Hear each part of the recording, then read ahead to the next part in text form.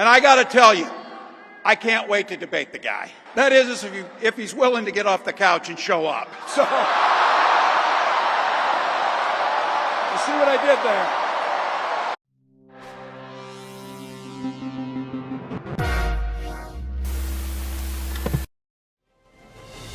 Tonight, with just over a month to go until Iowa. Now, this is likely the final debate of this election cycle, and voting is already underway in 20 states. CBS News polling shows this remains a race either presidential candidate could win. The CBS News vice presidential debate starts now. Fight for every single vote, and we're going to take this country back. And we are ready to continue to build the future together. We're going to turn this whole country red with President Donald J. Trump's leadership. You know what's at the end of this little journey? Kamala Harris as the next president of the United States. This is a CBS News special, live from Walz CBS has such News a headquarters Nixon in jowl. New York. America decides. The vice presidential debate. Good evening, I'm Nora O'Donnell, and thank you for joining us for tonight's CBS News Vice Presidential Debate. We want to welcome our viewers on CBS, on other networks here in the U.S. and around the world. We have a consequential night ahead, and our focus is the issues that matter to you, the voter. Let's introduce the candidates. Minnesota's Democratic Governor Tim Walz and Ohio's This looks so Republican low Senator rent compared to the J.D. presidential Vance, debates. tonight, meeting for the first time. I'm Margaret Brennan. Oh my God. In order Oh to my have God, a they missed the thoughtful and handshake on the civil cam. debate, these are the rules that both campaigns have agreed to. Questions will be directed at one candidate, who will have 2 minutes to respond. The other candidate will be allowed 2 minutes for rebuttal. Then each candidate will get another Is someone minute to holding make this with further their points, hand? with an additional 1 minute each at the discretion of the moderator. The primary role of the moderators is to facilitate the debate between the candidates, enforce the rules, and provide Yes, the Fox, candidates I'm with doing the my opportunity best. to fact-check claims made by each other. CBS News reserves the right to mute the candidates' microphones to maintain decorum. We have not shared the questions or topics with the campaigns. The stage is set. Governor, Senator, thank you for joining us. Let's get started.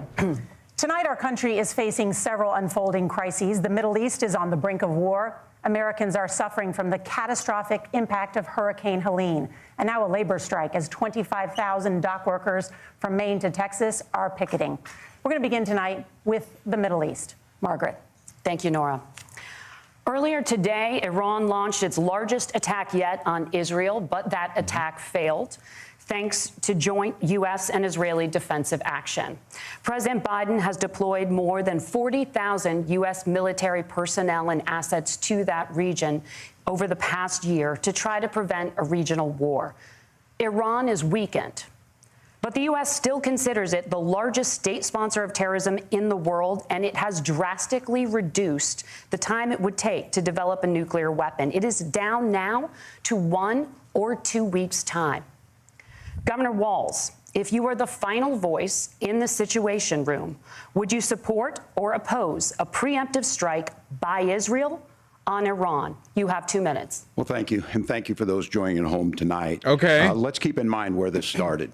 October 7th, Hamas terrorists massacred over 1,400 Tim Walz, Israelis solve the and Middle took East. prisoners.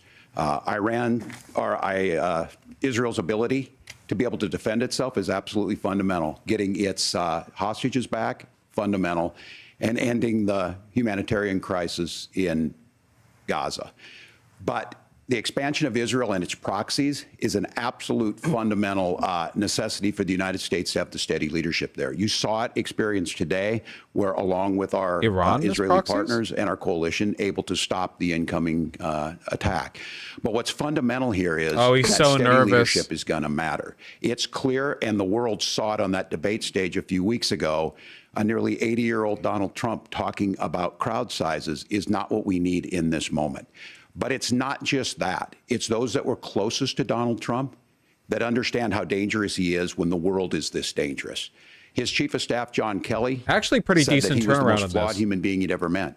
And both of his secretaries of defense and he pulled it his back national security to advisors said he should be nowhere near the White House. Now, the person closest to them, to Donald Trump, said he's unfit for the highest office. That was Senator Vance. What we've seen out of Vice President Harris is we've seen steady leadership. We've seen a calmness that is able to draw on the coalitions to bring them together, understanding that our allies matter. When our allies see Donald Trump turn towards Vladimir Putin, turn towards North Korea, when we start to see that type of fickleness around holding the coalitions together, we will stay committed. And as the Vice President said today we will protect our forces and our allied forces, and there will be consequences. Governor, your time is up. Senator Vance, the same question. Would you support or oppose a preemptive strike by Israel on Iran? You have 2 minutes. So, Margaret, I want to answer the question. First of all, thanks, Governor. Thanks to CBS for hosting the debate. And thanks, most importantly, to the American people who are watching this evening and caring enough about this country to pay attention to this vice presidential debate. I want to answer the question, but I want to actually give an introduction to myself a little bit because I recognize a lot of Americans don't know who either one of us are. I was raised in a working class family. My mother required food assistance for periods of her life. My Tim Walz pivoted after 20 seconds. JD Vance beating him to that. She raised me in part because my own mother struggled with addiction for a big chunk of my early life. I went to college on the GI Bill after I enlisted in the Marine Corps and served in Iraq. And so I stand here asking to be your vice president with extraordinary gratitude for this country, for the American dream that made it possible for me to live please don't my be dreams. weird. And most importantly, I know that a lot of you are worried about the chaos in the world and the feeling that the American dream is unattainable. I want to try to convince you tonight over the next 90 minutes that if we get better leadership in the White House, if we get Donald Trump back in the White House, the American dream is going to be attainable once again. Now, to answer this particular question, we have to remember that as much as Governor Walz just accused Donald Trump of being an agent of chaos, Donald Trump actually delivered stability in the world, and he did it by establishing effective deterrence. Striking Soleimani. People were afraid of stepping out of line. Iran, which launched this attack, has received over $100 billion in unfrozen assets thanks to the Kamala Harris administration. What do they use that money for? They use it to buy weapons that they're now launching against our allies, and God forbid, potentially launching against the United States as well. Donald Trump recognized that for people to fear the United States, you needed peace through strength. They needed to recognize that if they got out of line, the United States global leadership would put stability and peace back in the world. Now, you asked about a preemptive strike, Margaret, and I want to answer the question. Look, it is up to Israel what they think they need to do to keep their country safe, and we should support our allies wherever they are when they're fighting the bad guys. I think that's the right approach to take with the Israel question. It's up to Israel, Thank you, actually. Senator. Governor Walz, do you care to respond to any of the allegations? Well, look, Donald Trump was in office. We'll sometimes hear a revisionist history, but when Donald Trump was in office, it was Donald Trump who we had a coalition of nations that had boxed Iran's nuclear program in, the inability to advance it. Donald Trump pulled that program and put nothing else in its place. So Iran is closer to a nuclear weapon than they were before because of Donald Trump's fickle leadership. And when Iran shot down an American aircraft in international airspace, Donald Trump tweeted, because that's the standard diplomacy of Donald Trump. And when Iranian missiles did fall near U.S. troops and they received traumatic brain injuries, Donald Trump wrote it off as headaches. Look, our allies understand that Donald Trump is fickle. He will go to whoever has the most flattery or where it makes sense to him. Steady leadership like you witnessed today, like you witnessed in April. Both Iranian attacks were repelled. Our coalition is strong, and we need the steady leadership that Kamala Harris is providing. Senator Vance, the U.S. did have a diplomatic deal with Iran to actually a really solid pause opener parts of its nuclear program. I have to say, Trump did exit that deal. He recently said, just 5 days ago, the U.S. must now make a diplomatic deal with Iran because the consequences are impossible. Did he make a mistake? You have 1 minute. Well, first of all, Margaret, diplomacy is not a dirty word, but I think that's something that Governor Walz just said is quite extraordinary. You yourself just said Iran is as close to a nuclear weapon today as they have ever been. And Governor Walz, you blame Donald Trump. Who has been the vice president for the last 3.5 years? And the answer is your running mate, not mine. Donald Trump consistently What the fuck made does that the have to world do with more him secure. cutting now, the we deal? talk about what the sequence of events that led us to where we are right now, and you can't. It's like this is a ignore rehearsed October answer the to a 7th, different which I question. appreciate Governor Walz bringing up. But when did Iran and Hamas and their proxies attack Israel? It was during the administration of Kamala Harris. They attacked us Governor during Walz can his criticize administration. Donald Trump's tweets, but effective, smart diplomacy and peace through strength is how you bring stability back to a very broken world. Donald Trump has already done it once before. Ask yourself at home, when was the last time, I'm 40 years old, when was the last time that an American president didn't have a major conflict break out? The only answer is during the 4 years that Donald Trump was president. Gentlemen, we have a lot to get to. Nora? Objectively, Thank you. obviously incorrect. Let's turn now to Hurricane Helene. The storm could become one of the deadliest on record. More than 160 people are dead and hundreds more are missing. Scientists say climate change makes these hurricanes larger, stronger, and more deadly because of the historic rainfall. Senator Vance, according to CBS News polling, 7 in 10 Americans and more than 60% of Republicans under the age of 45 favor the U.S. taking steps to try and reduce climate change.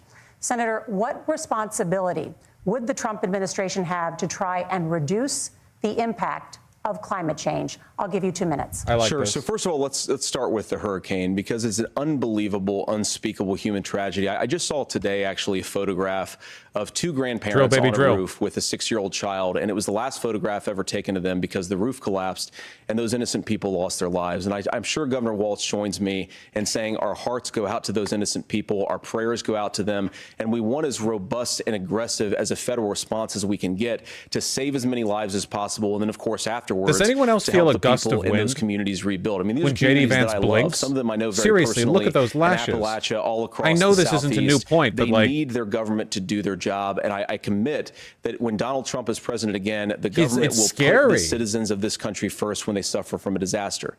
Now, Nora, you asked about climate change. I think this is a very important issue. Look, a lot of people are justifiably worried about all these crazy weather patterns. I think it's important for us, first of all, to say Donald Trump and I support clean air, clean water. We want the environment to be cleaner and safer. But one of the things that I've noticed some of our Democratic friends talking a lot about is a concern about carbon emissions, this idea that carbon emissions drives all of the climate change. Well, let's just say that's true, just for the sake of argument, so we're not arguing about weird science. Let's just say that's true. Well, if you believe that, what would you want to do? The answer is that you'd want to reshore as much American manufacturing as possible, and you'd want to produce as much energy as possible in the United States of America, because we're the cleanest economy in the entire world. What have Kamala Harris's policies actually led to? What are you talking more energy about? Production in China, more manufacturing overseas, more doing business in some of the dirtiest parts of the entire world. Let's say, for the sake of example, climate change is real. Wouldn't the best way to solve that be drill, baby, drill? So if we actually care about literally, that's literally what he's saying. Water, the best thing to do is to double down and invest in American workers and the American people. And unfortunately, Kamala Harris has done exactly the opposite. Governor Walz, you have 2 minutes to respond. Well, we got close to an agreement because all those things are happening. Look, first of all, it is a horrific tragedy with this hurricane. And my heart goes out to the folks that are down there in contact with the governors. I serve as co-chair of the Council of Governors as we work together on these emergency managements. Governors know no partisanship. They work together to all of the governors and the emergency responders are on the ground. Those happen on the front end. The federal government comes in, makes sure they're there to that we recover, but we're still in that phase where we need to make sure that they're staying there, staying focused. Now, look, coming back to the climate change, builds issue, into no it. doubt, this thing roared onto the scene faster and stronger than anything we've seen. Senator Vance has said that there's a climate problem in the past. Donald Trump called it a hoax and then joked that these things would make more beachfront property to be able to invest in. What we've seen out of the Harris administration now, the Biden-Harris administration, is we've seen this investment. We've seen massive investments. Call him a stooge of global history that we've seen in the Inflation Reduction Act has created jobs all across the country. 2,000 in Jeffersonville, Ohio, taking the EV technology that we invented and making it here. 200,000 jobs across the country. The largest solar manufacturing plant in North America sits in Minnesota. But my farmers know climate change. Call him a is real. pedophile. They've seen 500-year droughts, 500-year floods back to back. But what they're doing is adapting, and this has allowed them to tell me, look, I harvest corn, I harvest soybean, and I harvest wind. We are producing more natural gas and more oil at any time than we ever have. We're also producing more clean energy. So the solution for us is to continue to move forward, that climate change is real. Reducing our impact is absolutely critical, but this is not a false choice. You can do that at the same time you're creating the jobs that we're seeing all across the country. That's exactly what this administration has done. Good to acknowledge that. We are seeing us becoming an energy superpower for the future, not just the current. And that's what absolutely makes sense. And then we start thinking about how do we mitigate these disasters. Thank you. Senator, I want to give you an opportunity to respond there. The governor mentioned that President Trump has called climate change a hoax. Do you agree? Well, look, what the president has said is that if the Democrats, in particular Kamala Harris and her leadership, if they really believe that climate change is serious, what they would be doing is more manufacturing and more energy production in the United States of America. Drill, baby, drill. That's how we fix it. If they care, drill, baby, drill. More oil. Doesn't believe her own rhetoric on this. If she did, she would actually agree with Donald Trump's energy policies. Now, something Governor Walz said I think is important to touch upon, because when we talk about clean energy, I think that's a slogan that often the Democrats will use here. And I'm talking, of course, about the Democratic leadership. And the real issue is that if you're spending hundreds of millions or even billions of dollars of American taxpayer money on solar panels that are made in China, number one, you're going to make the economy dirtier. We should be making more of those solar panels here in the United States of America. Some of them are, Tim, but a lot of them are being made overseas in China, especially the components that go into those solar panels. Then be competitive. If you really want to make the environment cleaner, you've got to invest in more energy production. We haven't built a nuclear facility, I think, one in the past 40 years. Senator. Natural gas, we got to invest more in it. Kamala Harris has done the opposite. He also didn't answer whether Donald Trump thinks it's a hoax. Senator, your time is up. Governor, would you like to respond?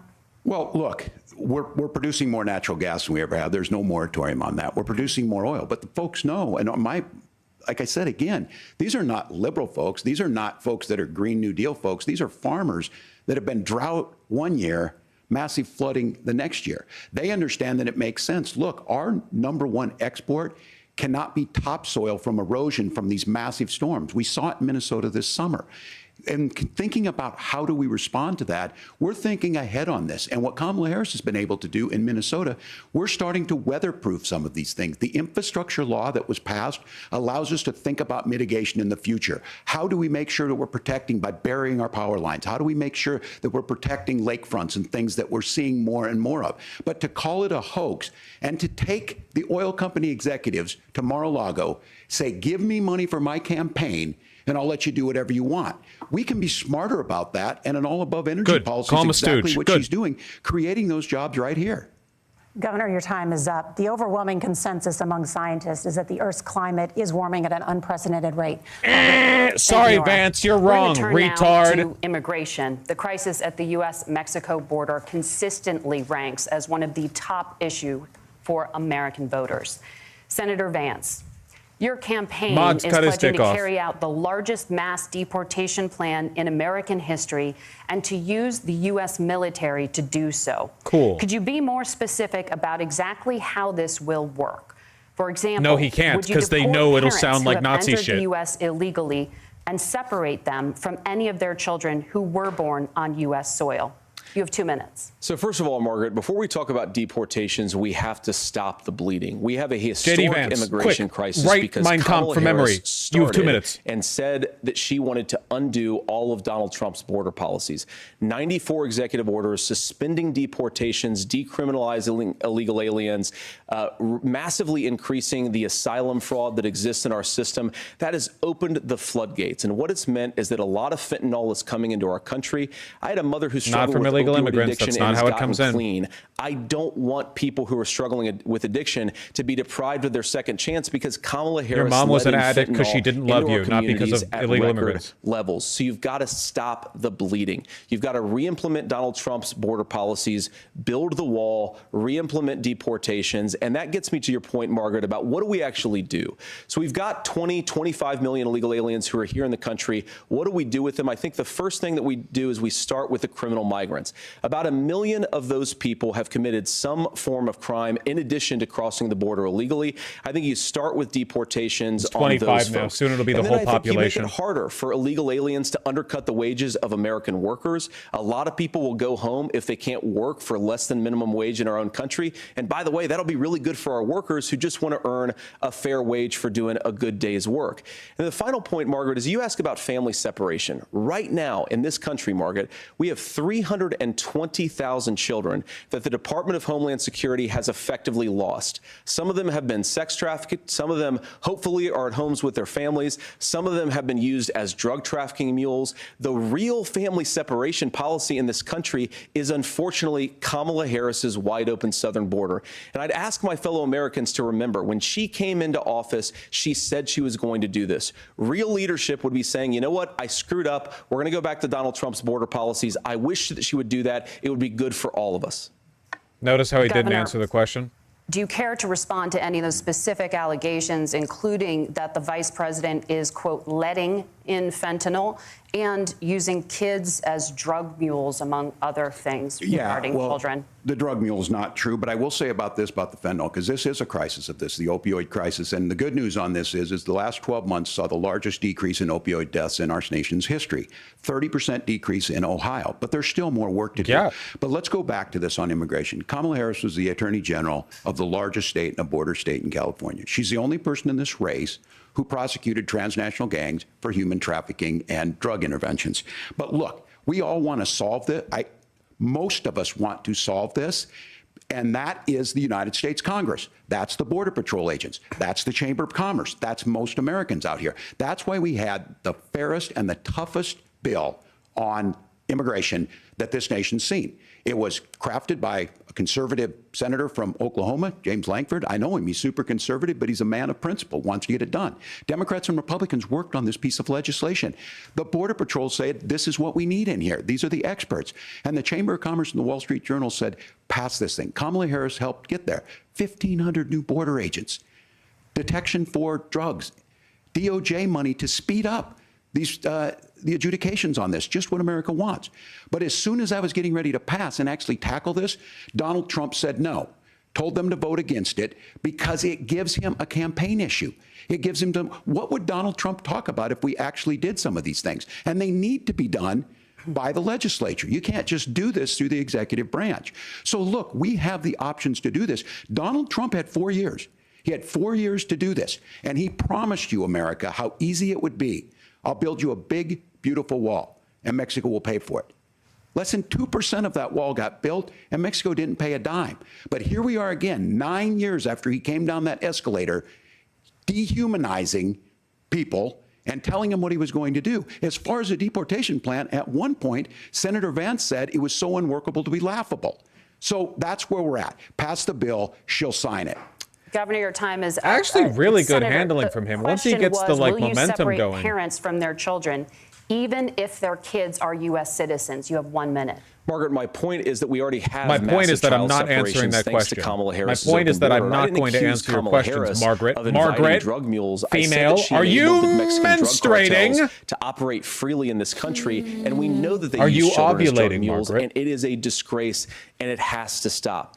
Look, I think what Tim said just doesn't pass the smell test. For 3 years, Kamala Harris went out bragging that she was going to undo Donald Trump's border policy. She did exactly that. We had a record number of illegal crossings. We had a record number of fentanyl coming into our country. And now that she's running for president, or a few months before, she says that somehow she got religion and cared a lot about a piece of legislation. The only thing that she did when she became the vice president, when she became the appointed border czar, was to undo 94 Donald Trump executive actions that opened the border. This problem is leading to massive problems in the United States of America. Parents who can't afford health care, schools that are overwhelmed. It's got to stop. I don't know when Donald Trump is president Senator, again. your time is up. I noticed Governor, you didn't answer the question again. What about our CBS News polling, which does show that a majority of Americans, more than 50%, support mass deportations? Look, we fix this issue with a bill that is necessary, but the issue on this is what happens when you don't want to solve it. You demonize it.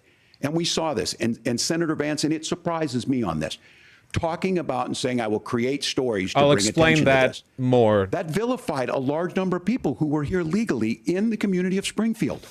The Republican governor said, it's not true, don't do it. There's consequences for this. There's consequences. We could come together. Senator Langford did it. We could come together and solve this if we didn't let Donald Trump continue to make it an issue. And the consequences in Springfield were the governor had to send state law enforcement to escort kindergartners to school. I believe Senator Vance wants to solve this, but by standing with Donald Trump and not working together to find a solution, it becomes a talking point. And when it becomes a talking point like this, we dehumanize and villainize other human beings. Tim, Governor, your time is up. Senator, I'll give you 1 minute, but let me just ask you the question first. The governor has made the point, and I think as a sitting lawmaker, you know that Congress controls the purse strings and any funding. So you have said repeatedly that Donald Trump would, through executive action, solve this. Do you disagree that Congress controls the purse strings and would need to support Do you know how the government works? Want to implement? You have 1 minute. Look, Margaret, first of all, the gross majority of what we need to do at the southern border is just empowering law enforcement to do their job. I've been to the southern border more than our borders are. Kamala Harris has been, and it's actually heartbreaking because the Border Patrol agents, they just want to be empowered to do their job. Of course, additional resources would help, but most of this is about the president. Much in the same way that, like, the SS officers just wanted to be empowered to do their job. If you try to come across the border illegally, you've got to stay in Mexico. You've got to go back through proper channels. Now, Governor Walz brought up coming to America, then declaring your migrancy is the proper channel. About the things that I've said in Springfield. Look, in Springfield, Ohio, and in communities all across this country, you've got schools that are overwhelmed. You've got hospitals that are overwhelmed. You've got housing that is totally unaffordable because we brought in millions of illegal immigrants to compete with Americans for scarce homes. Would it be better if we just gave birth to more kids like you want? He literally wants people to have more children. Every problem he's talking about is just caused by population growth. That's literally how it works. American citizens who have had their lives destroyed by Kamala Harris's open border. It is a disgrace, Tim. And I actually think, I agree with you. I think you want to solve this problem, but I don't think that Kamala Harris does. Senator, your time is up. Governor, you have 1 minute to respond. Yeah, well, it is law enforcement that asked for the bill. They helped craft it. They're the ones that supported it. That's because they know we need to do this. Look, this issue of continuing to bring this up, of not dealing with it, of blaming migrants for everything. On housing, we could talk a little bit about Wall Street speculators buying up housing and making them less affordable, but it becomes a blame. Look, this bill also gives the money necessary to adjudicate. I agree. It should not take 7 years for an asylum claim to be done. This bill gets it done in 90 days.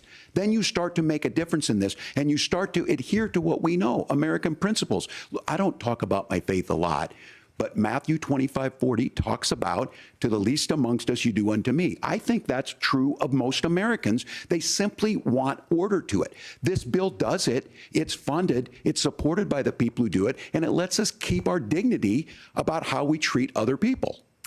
Thank you, Governor. And just to clarify for our viewers, Springfield, Ohio does have a large number of Haitian migrants who have legal status, temporary protected status. Well, Margaret, but thank you, Senator. We have so much to get to. Margaret, I think it's important because we're going to turn now to the economy. Thank Margaret, you. the rules were that you guys weren't going to fact check, and since you're fact checking me, I think it's important to say what's actually going on.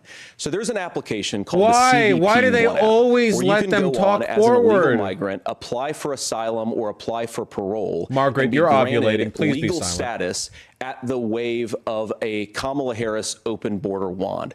That is not a person coming in, applying for a green card and waiting for 10 years. That is the facilitation of illegal immigration, Margaret, by our own leadership. Thank you, Senator, for describing the legal process. We have so much to get to, Senator. Those laws have been on the books since 1990. Thank you, gentlemen. The CBP App has not been on the books since 1990. It's something that Kamala Harris created. They cut it? Gentlemen, the audience can't hear you because your mics are cut. We have so much we want to get to. Yes! Thank you for explaining the legal process. Yes! Finally! Thank you, Margaret. The economy is a top concern for voters. Each of your campaigns has released an economic plan. And Walz got the zing in? Governor Walz, Vice President Harris unveiled a plan that includes billions in tax credits for manufacturing, housing, and a renewed child tax credit. The Wharton School says your proposals will increase the nation's deficit by $1.2 trillion.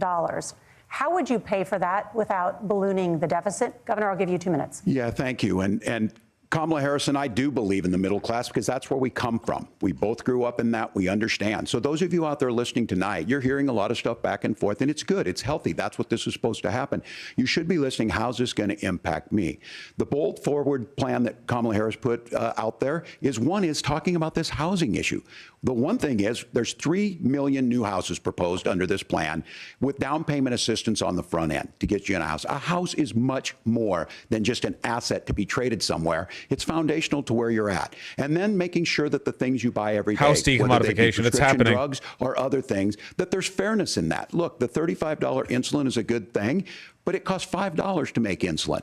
They were charging $800. We're going to bring it down even further. Effect. As far as the housing goes, I've seen it in Minnesota. 12% more houses in Minneapolis, prices went down on rent 4%. It's working. And then making sure tax cuts go to the middle class. $6,000 child tax credit, we have one in Minnesota, reduces childhood poverty by 1/3. We save money in the long run, and we do the right thing for families. And then getting businesses off the ground. The law as it stands right now is $5,000 tax credit for small business, increasing that to $50,000. Now, this is a philosophical difference between us. Donald Trump made a promise, and I'll give you this. He kept it. He took folks to Mar-a-Lago. He said, you're rich as hell, I'm going to give you a tax cut. He gave the tax cuts that predominantly went to the top class. What happened there was an $8 trillion increase in the national debt, the largest ever. Now he's proposing a 20% consumption or sales tax on everything we bring in.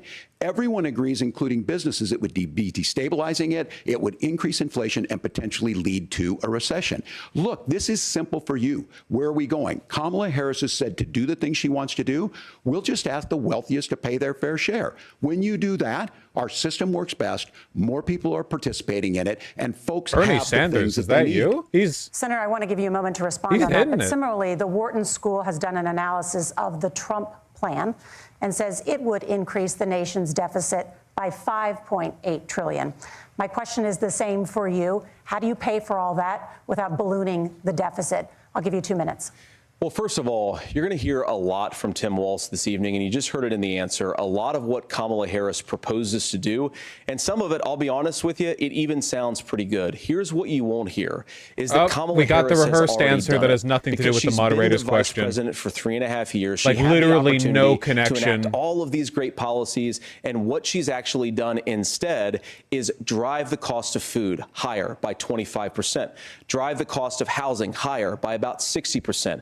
Open the American southern border and make middle-class life unaffordable for a large number of Americans. If Kamala Harris has such great plans for how to address middle-class problems, then she ought to do them now. Not when asking for a promotion, but in the job the American people gave her 3.5 years ago. And the fact that she isn't tells you a lot about how much you can trust her actual plans. Now, Donald Trump's economic plan is not just a plan, but it's also a record. A lot of those same economists attack Donald Trump's plans, and they have PhDs, but they don't have common sense and they don't have wisdom. Because Donald Trump's economic policies deliver everyone the highest educated on the economy told us a flat 20% tariff is a bad idea. Inflation, and to boot, peace and security. Who are you going to listen to, them or the guy who declared bankruptcy 5 times? Plan doesn't make sense. I say, look at the record. He delivered rising take-home pay for American workers. Now, Tim admirably admits that they want to undo the Trump tax cuts. But if you look at what was so different about Donald Trump's tax cuts, even from previous Republican tax cut plans, is that a lot of those resources went to giving more take-home pay to middle-class and working-class Americans. It was passed in 2017. Please call him out, not answering the question at all, not even remotely. Boom, unlike we've seen in a generation in this country. That is a record that I'm proud to run on, and we're going to get back to that common sense wisdom so that you can afford to live the American dream again. I know a lot of you are struggling. I know a lot of you are worried about paying the bills. It's going to stop when Donald Trump brings back common sense to this country. Governor, do you want to respond to that? What has Kamala Harris done for the middle class? Yeah, well, Kamala Harris's day one was Donald Trump's failure on COVID that led to the collapse of our economy. We were already before COVID in a manufacturing recession, but 10 million people out of work, largest percentage since the Great Depression. 9 million jobs closed on that. That was day one. Whether it was the Infrastructure Act really or good the bounce things we moved. on Walz you made here. a question about experts, said this. I've made a note of this. Economists can't be trusted. Science can't be trusted. National security folks can't be trusted. Look, if you're going to be president, you don't have all the answers. Donald Trump believes he does. My pro tip of the day is this. If you need heart surgery, listen to the people at the Mayo Clinic in Rochester, Minnesota, not Donald Trump. And the same thing goes with this. And I ask you out there, teachers, nurses, truck drivers, or whatever, how is it fair that you're paying your taxes every year and Donald Trump hasn't paid any federal tax in the last 15 years, in the last year as president? That's what's wrong with the system. There's a way around it, and he's bragged about that. We're just asking for fairness in it, and that's all you want. You have a minute. Governor, you say trust the experts. But those same experts for 40 years said that if we shift our manufacturing base off to China, is J.D. Vance cheaper goods. They lied about that. Actually, they said if we he did say that shift our specifically. industrial base off to other countries, to Mexico and elsewhere, it would I thought make he the said if you middle class wanted stronger. heart surgery, They were go to a wrong surgeon. About that. They were wrong about the idea that if we made America less self-reliant, less productive in our own nation, that it would somehow make us better off. He's going off script. He's only on script. For the first time in a generation, Donald Trump had the wisdom and the courage to say to that bipartisan consensus, we're not doing it anymore. We're bringing American manufacturing back. We're unleashing American energy. We're going to make more of our own stuff. And this isn't just an economic issue. I mean, I've got 3 beautiful little kids at home, 7, 4, and 2, and I love them very much, and I hope they're in bed right now. But look, so many of the drugs, the pharmaceuticals that we put in the bodies of our children are manufactured by nations that hate us. This has to stop, and we're not going to stop it by listening to experts. Completely disconnected non sequitur ramble that he practiced beforehand. Wisdom, which is what Donald Trump governed on. Senator, your time is up. Governor Walz, can you address that? I mean, voters say they trust Donald Trump on the economy more. Why? Well, if you're listening tonight and you want billionaires to get tax cuts, you heard what the numbers were. Look, I'm a union guy on this. I'm not a guy who wanted to ship things overseas, but I understand that, look, we produce soybeans and corn. We need to have fair trading partners. That's something that we believe in. I think the thing that most concerns me on this is Donald Trump was the guy who created the largest trade deficit in American history with China. So the rhetoric is good. Much of what the senator said right there, I'm in agreement with him on this. I watched it happen too. I watched it to my communities, and we talked about that. But we had people undercutting the right to collectively bargain. We had right to work states made it more difficult. We had companies that were willing to ship it over, and we saw people profit. Folks that are venture capital in some cases, putting money into companies that were overseas. We're in agreement that we bring those home. The issue is Donald Trump is talking about it. Kamala Harris has a record, 250,000 more manufacturing jobs just out of the IRA. The reason the average voter thinks Trump's better in the economy is because people are really dumb. Like, that's it. The average voter is an idiot. He said, first of all, Donald Trump has to listen to the experts.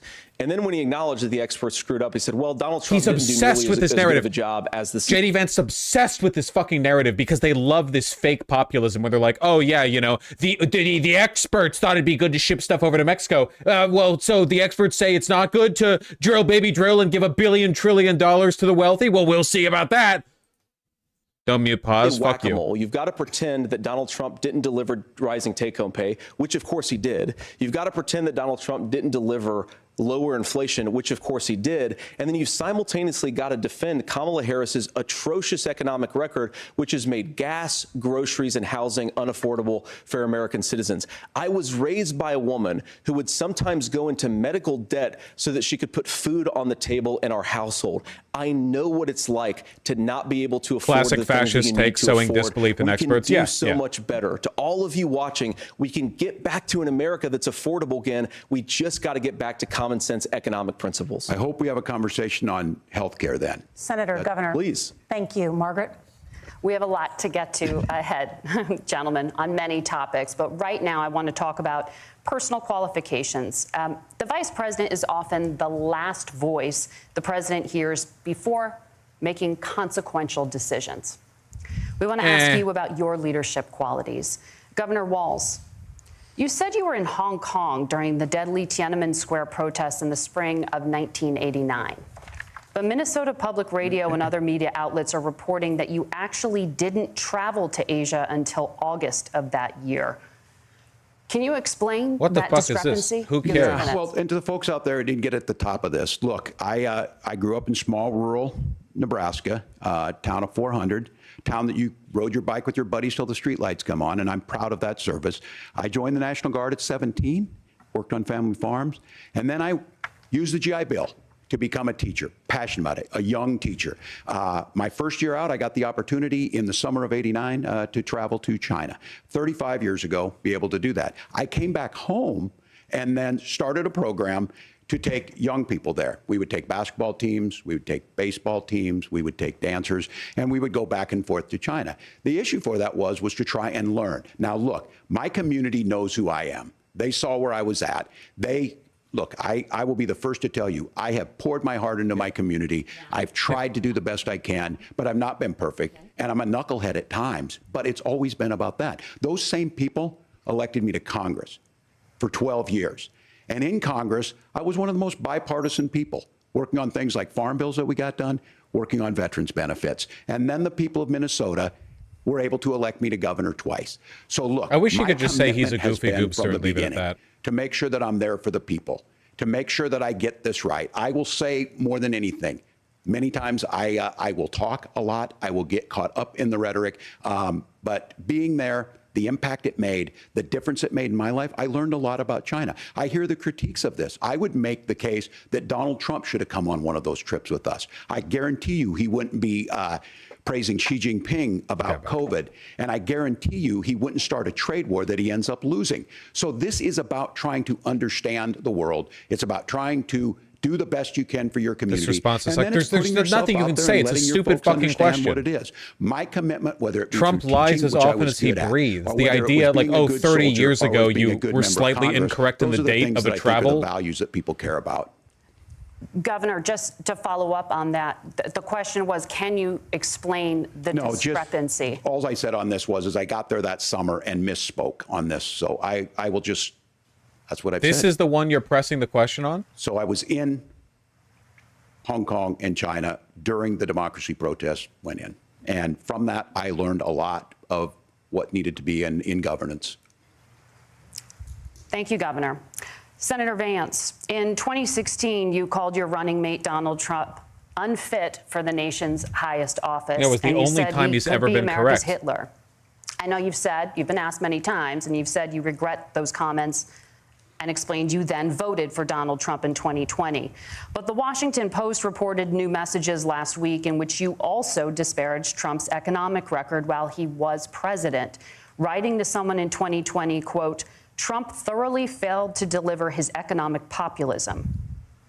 You're now his running mate, and you've shifted many of your policy stances to align with his. If you become vice president, why should Americans trust that you will give Donald Trump the advice he needs to hear and not just the advice he wants to hear? You have 2 minutes. Well, first of all, Margaret, because I've always been open. And sometimes, of course, I've disagreed with the president, but I've also been extremely open about the fact that I was wrong about Donald Trump. I was wrong, first of all, because I believed some of the media stories that turned out to be dishonest fabrications of his record. But most importantly, Donald Trump delivered for the American people. Rising wages, rising take-home pay, an economy It's that works so for normal boring. It's Americans, the a secure same southern fucking border, repeat a lot of points things, every frankly, that I time, didn't man. think he'd be able to deliver on. And yeah, when you screw up, when you misspeak, when you get something wrong and you change your mind, you ought to be honest with the American people about it. It's one of the reasons, Margaret, why I've done so many interviews is because I think it's important to actually explain to the American people where I come down on the issues and what changed. Now, you pointed out to messages from 2020. Margaret, I've been extremely consistent that I think there were a lot of things that we could have done better in the Trump administration the first round. Yeah, changing your mind isn't a its misspeak. job. I strongly believe, and I've been a United States senator, that Congress is not just a high-class debating society. It's not just a forum for senators and congressmen to whine about problems. It's a forum to govern. So there were a lot of things on the border, on tariffs, for example, where I think that we could have done so much more if the Republican Congress and the Democrats in Congress had been a little bit better about how they govern the country. They were so obsessed with impeaching Donald Trump, they couldn't actually govern. And I want to talk about this tariff issue in particular, Margaret, because Tim just accused this of being a national sales tax. Look, the one thing, and you're probably surprised to hear me praising Joe Biden, but the one thing that Joe Biden did is he continued some of the Trump tariffs that protected American manufacturing jobs. And it's the one issue, the most pro-worker part of the Biden administration, it's the one issue where Kamala Harris has run away from Joe Biden's record. Think about this. If you're trying to employ slave laborers in China at $3 a day, you're going to do that and undercut the wages of American workers unless our country stands up for itself and says, you're not accessing our markets unless you're paying middle-class Americans a fair wage.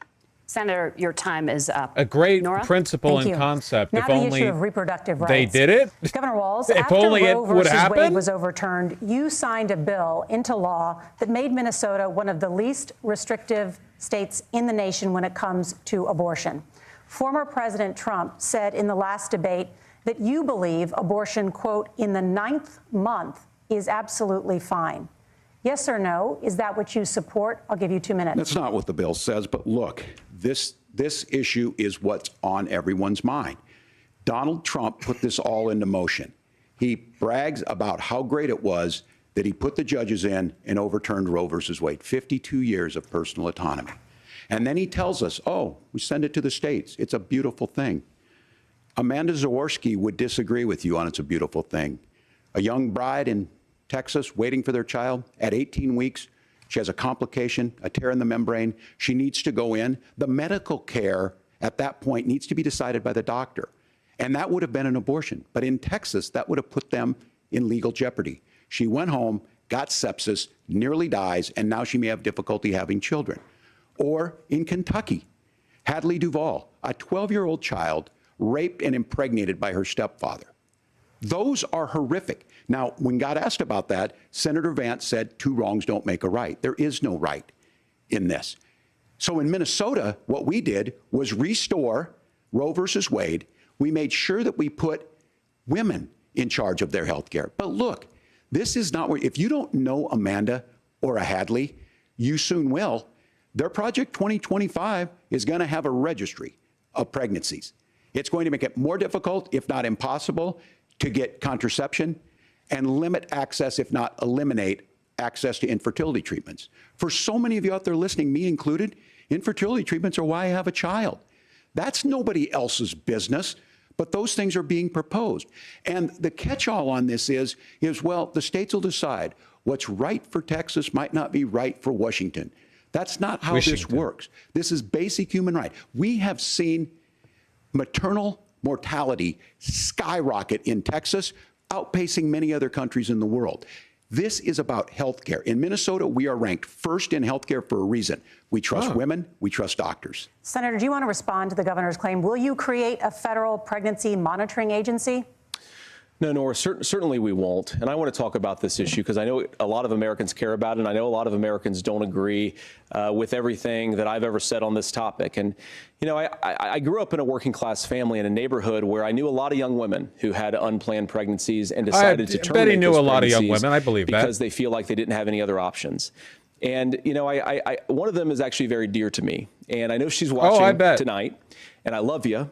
And she told me something a couple years ago that she felt like if she hadn't had that abortion, that it would have destroyed her life because she was in an abusive relationship. And I think that what I take from that as a Republican who proudly wants to protect innocent life in this country, who proudly wants to protect the vulnerable, is that my party, we've got to do so much better of a job at earning the American people's trust back on this issue where they frankly just don't trust us. And I think that's one of the things that Donald Trump and I this person who was in an abusive relationship who had an abortion, I heard her story, and what I learned from that is family in the fullest sense of the word. I want us to support fertility treatments. I want us to make it easier for moms to afford to have babies. You wanted to force her, you want to force her to keep the kid. That's the moral of the story to you. To raise that family. And I think there's so much that we can do on the public policy front just to give women more options. Now, of course, Donald Trump has been very clear that on the abortion policy specifically, that we have a big country and it's diverse. And California has a different viewpoint on this than Georgia. Georgia has a different viewpoint from Arizona. And the proper way to handle this, he knows the story of a young woman in an abusive relationship who had to have an abortion. To let voters but J.D. Vance disagrees, and he told her, I think it would have been so much better if we had kept the kid. That's what makes the most sense in a very big, a very diverse, and let's be honest, sometimes a very, very messy and divided country. Governor, would you like to respond and also answer the question about restrictions? Yeah, well, the question got asked, and Donald Trump made the accusation that wasn't true about Minnesota. Well, let me tell you about this idea that there's diverse states. There's a young woman named Amber Thurman. She happened to be in Georgia, a restrictive state. Because of that, she had to travel a long distance to North Carolina to try and get her care. Amber Thurman died in that journey back and forth. The fact of the matter is, how can we as a nation say that your life and your rights, as basic as the right to control your own body, is determined on geography? There's a very real chance, had Amber Thurman lived in Minnesota, she would be alive today. That's why the restoration of Roe versus Wade. When you listen to Vice President Harris talk about this subject and you hear me talk about it, you hear us talking exactly the same. Donald Trump is trying to figure out how to get the political right of this. I agree with a lot of what Senator Vance said about what's happening. His running mate, though, does not, and that's the problem. Governor, your time is up. Senator, let me ask you about that. He mentioned, was, I think, referring to a national ban. In the past, you have supported a federal ban on abortion after 15 weeks.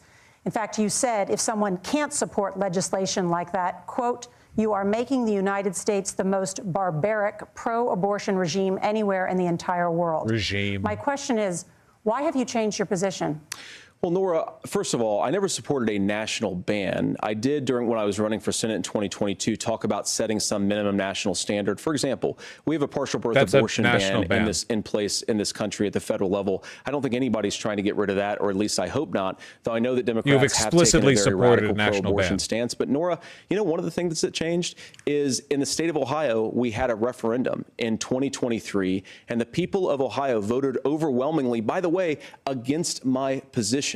And I think that what I learned from that, Nora, is that we've got to do a better job at winning back people's trust. So many young women would love to have families. You've already done this line. So many young women also see an unplanned pregnancy as something that's going to destroy their livelihood, destroy their education, destroy their relationships. And we have got to earn people's trust. What does that have to do with trust? You're just saying they're correct, and you're like, well, if only they just believed us. Family policies, making childcare more accessible. His dialogue tree's broken. Treatments more accessible, because we've got. It's insane. He's literally like, people have concerns about what would happen if they couldn't have an abortion. I wish they would trust us. What the fuck are you talking about?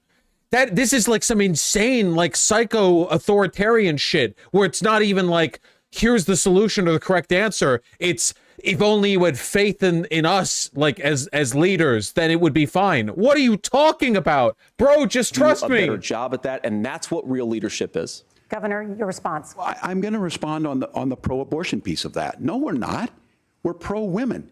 We're pro-freedom. I'm pro-woman. To make your own choice. We know what the implications are to not be that.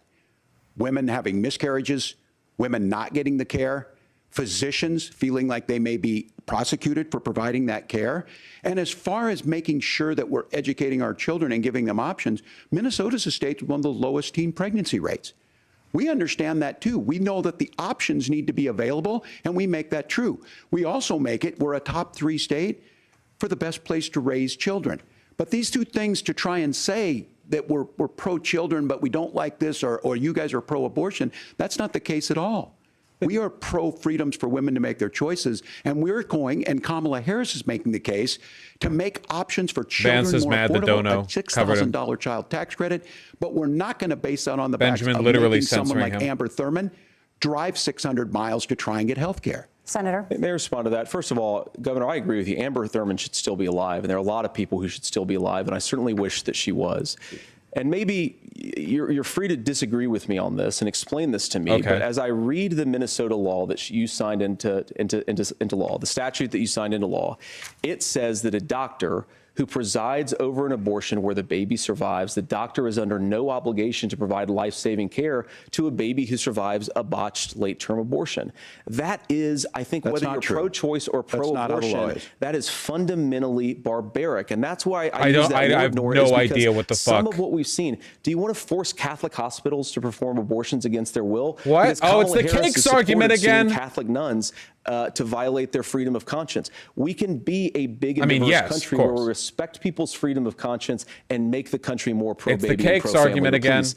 Yes, Governor, please respond. Look, this is one where there's always something there. This is a very simple proposition. These are women's decisions to make about their healthcare decisions, and the physicians who know best when they need to do this. Trying to distort the way a law is written to try and make a point, that's not it at all. What was I wrong about, Governor? Please tell me, what was I wrong about? That is not the way the law is written. Look, I've given But this, how? I've given this advice on a lot of things, that getting involved, getting engaged, that's been misread, and it was fact-checked at the last debate. But the point on this is there's a continuation of these guys to try and tell women or to get involved. I use this line on this, just mind your own business. on this. Things worked best when Roe versus Wade was in place. When we do a restoration of Roe, that works best. That doesn't preclude us. I mean, J.D. Vance's solution is literally, I wish the women who desperately want abortions but can't get them would just trust us more. In more. Minnesota, they get meals. They get early childhood education. They get health care. So the hiding behind we're going to do all these other things when you're not proposing them in your budget. Kamala Harris is proposing them. She's proposing all those things to make life easier for families. I asked a specific question, Governor. You gave me a slogan as a response. It's not the case. It's not true. That's not what the law says. So they fact-checked it with President Trump. Gentlemen, there's a lot to discuss. We have to move on, and we're going to be right back with much more. I mean, what of the more CBS can News vice presidential Tim debate Walz in say? just a Like, moment. read it out loud verbatim from memory? I don't know what else. Like, here, catching up the live. 2024. I genuinely, I wish that voters would trust us more line from J.D. Vance on abortion is one of the most insane things I have ever heard covering politics. The idea of literally, like, verbatim, a woman was abused and got an abortion, and she told me she thought her life would be over. She couldn't get that abortion. Beat. I just wish people would trust us more. What? What does that have to do with what you just said? Are you human? Do you understand the relationship? You realize what you just said is, like, your words to that woman, if you had the power to have done so, would have been, oh, you think not getting an abortion would have destroyed your life? Well, I wish you destroyed your life. I wish you trusted me enough to destroy your life. Just today, a Catholic hospital denied abortion to a woman illegally and she died. Ah. Classic. Press live. Don't tell me how to do my job. Listen, don't tell women what to do with their bodies, and don't tell live streamers what to do with their live streams. That's what I'm saying. This shit is exactly what an abuser in a relationship would say. 100%. Oh, literally though, like the don't worry, femoid. You know, you don't need that abortion. Just trust me. I wish the people of Ohio trusted us more. They voted overwhelmingly against my policies. If only they trusted me. Okay.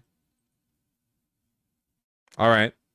How do you think Tim Walz do? I think Tim Walz doing well. He was a little nervous from the onset, as is often the case with a debate. You get in, you get the momentum going, and you're fine. This is my favorite show to do of all shows because that's great. We're in the like C-SPAN in between. Is it over? No. Skynet, a forum can also refer to a debate hall, which is what Congress often is. The China question was odd. The China question was really weird, and them like pressing him on it as well. When they didn't press J.D. Vance on the fact that he never answered the fact that Donald Trump thinks climate change is a hoax. Like, J.D. Vance's response to the climate change question was literally like, if you really cared about climate change, you would drill, baby, drill. Yeah. Sounds like a Reddit AMA gotcha question. Yeah, kind of. I see it. Taking a short break. This is being held at the CBS Broadcast Center in New York City.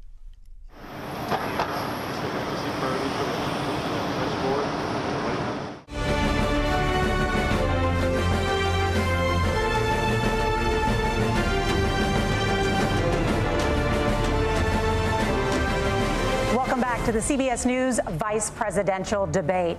We want to turn now to America's gun violence epidemic. The leading cause of death for children and teens in America is by firearms. Senator Vance, you oppose most gun legislation that Democrats claim would curb gun violence. You oppose red flag gun laws and legislation to ban certain semi-automatic rifles, including AR-15s. So let me ask you, earlier this year, for the first time, the parents of a school shooter were convicted of involuntary manslaughter and sentenced to 10 years in prison. Do you think holding parents responsible to curb mass shootings? Yes. I'll give you 2 minutes. Yeah, well, Nora, on that particular case, I don't know the full details, but You I certainly should. trust It was a local big deal. law enforcement and local authorities to make those decisions. I think in some cases the answer is going to be yes, and in some cases the answer is going to be no. And the details really matter here, of course. For example, surprisingly if a kid moderate steals a gun, answer, but that's going to be different than if a parent hands over a gun knowing that their kid is potentially dangerous. That's what they did. I want to just sort of speak as a father of 3 beautiful little kids, and our oldest is now in 2nd grade. And like a lot of parents, we send our kids to school with such hope and such joy and such pride at their little faces on the first day of school. And Stop we know, talking about unfortunately, that a lot of kids are going to experience this terrible epidemic of gun violence. And of course, our hearts go out to the families that are affected by this terrible stuff. And we do have to do better. And I think that Governor Walz and I actually probably agree that we need to do better on this. The question is just, how do we actually do it? Now, here's something that really bothers me and worries me about this epidemic of violence. The gross majority, close to 90% in some of the statistics I've seen, of the gun violence in this country is committed with illegally obtained firearms. And while we're on that topic, we know that thanks to Kamala Harris's open border, we've seen a massive influx in the number of illegal guns run by the Mexican drug cartel. So that number, the amount of illegal guns in our country is higher today than it was 3.5 years ago. But what do we do about the cartels get their guns from us? Kids? And I think the answer is, and I say this not loving we the make answer, the guns, because I don't want my kids to go to school in a school that feels how many unsafe, Mexican gun companies do you know security, versus how many American gun companies? We have to increase security in our schools. We have to make the doors lock better. We have to make the doors stronger. We've got to make the windows stronger, and of course, we've got to increase school resource officers. Bulletproof windows in every classroom. That's how we solve this. Out of the hands of bad guys. It just doesn't fit with recent experience. So we've got to make our schools safer. And I think we've got to have some common sense bipartisan solutions for how to do that. Governor, you have 2 minutes. Well, I think all the parents watching tonight, this is your biggest nightmare. Look, I got a 17-year-old, and he witnessed a shooting at a community center playing volleyball. Those things don't leave you. As a member of Congress, I sat in my office surrounded by dozens of the Sandy Hook parents, and they were looking at my 7-year-old picture on the wall. Their 7-year-old were dead, and they were asking us to do something. And really? Look, well, those I'm kids are American, aren't they? I own firearms. The vice president is. We understand that the Second Amendment is there, but our first responsibility is to our kids to figure this out.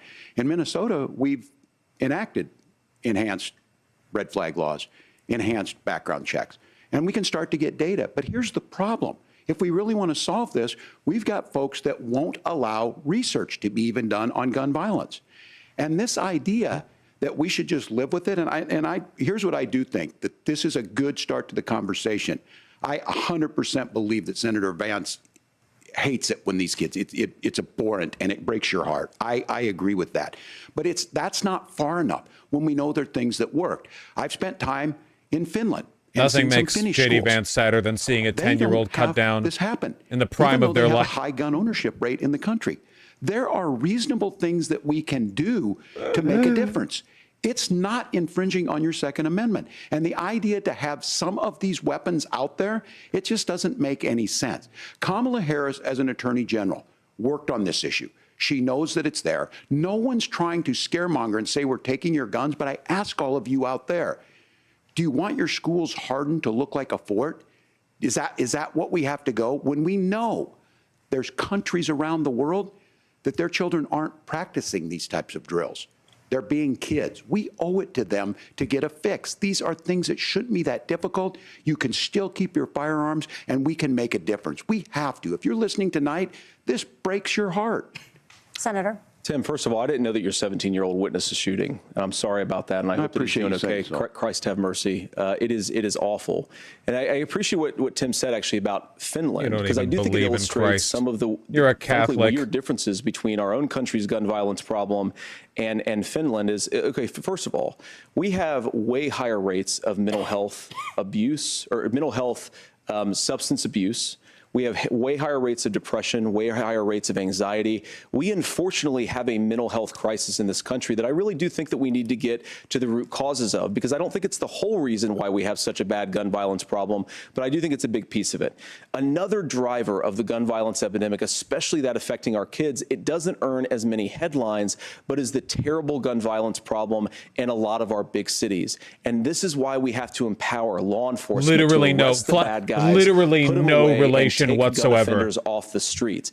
I think there's a whole host of things that we can do here, but I do think at our schools we've got to talk about more security. Senator, thank you. Governor, you previously opposed an assault weapons ban, but only later in your political career did you change your position. Why? Yeah, I sat in that office with those Sandy Hook parents. I've become friends with school shooters. I've seen it. Look, the NRA, I was the NRA guy for a long time. Victims of school shooters, I assume? I'm of an age where my shotgun was in my car so I could pheasant hunt after football practice. That's not where we live today. And several things I want to mention on this is talking about cities and where it's at. The number one, I befriended the Joker. Where the most firearm deaths happen in Minnesota are rural suicides. And we have an epidemic of children getting guns and shooting themselves. And so we have, and we should look at all of the issues. Making sure folks have health care and all that, but I want to be very careful. This idea of stigmatizing mental health, just because you have a mental health issue doesn't mean you're violent. And I think what we end up doing is we start looking for a scapegoat. Sometimes it just is the guns. It's just the guns, and there are things that you can do about it. But I do think that this is J.D. Vance is nodding like, yeah, having a paraphilia doesn't make me violent. I think there's a capacity to find solutions on this that work, protect Second Amendment, I'll stop. Protect our children. That's I won't our priority. stop. I was lying. Gentlemen, thank you. Margaret? Thank you, Nora. Let's turn now to the top contributor to inflation, the high cost of housing and rent. There's a shortage of more than 4 million homes in the United States, and that contributes to the high housing prices. Governor Walz, the Harris campaign promises a $25,000 down payment assistance for first-time home buyers and a $10,000 tax credit. They also promise to build 3 million new homes. Where are you building these homes, and won't handing out that kind of money just drive up prices higher? No, it's not handing out. First, let me say this issue of housing, and I think those of you listening on this, the problem we've had is that we've got a lot of folks that see housing as another commodity. It can be bought up, it can be shifted, it can be moved around. Those are not folks living in those houses. Those of you listening tonight, that house is a big deal. I bought and owned one house in my life. Your my summer mom still homes lives in the house where I was. are going bye-bye. When I think of a house, I'm thinking of Christmas services after midnight mass where you go with your family. We need to make it more affordable. And one of the things, as I said, this program that the Vice President is pushing forward and bringing a new way of approaching this is something we're doing in Minnesota from that lead. We in the state invested in making sure our housing was the biggest investment that we'd ever made in housing. It starts to make it easier. We cut some of the red tape. Local folks, look, we can't do it at the federal level, but local folks make it easier to build those homes. And then that down payment assistance. I can tell all of you out there, certainly for me, using the GI Bill was one thing, but a veteran's home loan, the big thing about a veteran's home loan is you don't have to pay the down payment. Those are things that make it there. Now, look, you're going to pay it back, and you're going to pay your mortgage. Those are things that we know in the long run, the appreciated value, that's actually the generational so wealth fucked that's created from it. And I will give Minneapolis an example. Minneapolis is the one city where we've seen the lowest inflation rates. We've seen a 12% increase in stock because we've put some of these things in, and we're implementing a state program to make sure we give some of that down payment assistance. We get it back from people because here's what we know. People with stable housing end up with stable jobs. People with stable housing have their kids able to get to school. All of those things in the long run end up saving our money. And that's the thing that I think we should be able to find some common ground in, but we can't blame immigrants for the only reason. That's not the case that's happening in many cities. The fact of the matter is that we don't have enough naturally Anyone else think he gets way more housing, time to speak? Like, I'm down with it. I just feel like it's not been create that 2 minutes. Create that base. Governor, your time is up. Senator Vance, as far as your campaign's position, the promise is to seize federal lands to build homes, remove regulation, provide tax breaks, and cut back on immigration, which you say pushes up prices.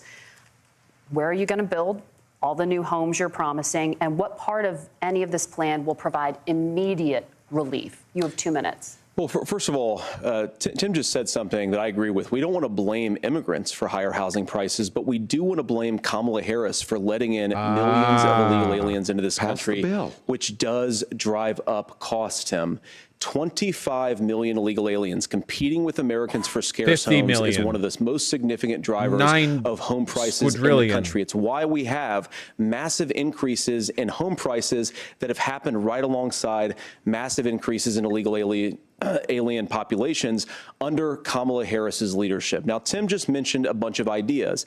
Now, some of those ideas I actually think are halfway decent, and some of them I disagree with. But the most important thing here is Kamala Harris is not running as a newcomer to politics. She is the sitting vice president. If she wants to enact all of these policies to make housing more affordable, I invite her to use the office that the American people already gave her, what the not VP sit around and can campaign and do nothing while Americans find the American dream of homeownership completely unaffordable. Now, you asked, Margaret, what would immediately JD Vance, can you change explain the to me what the equation vice for president American can do? citizens?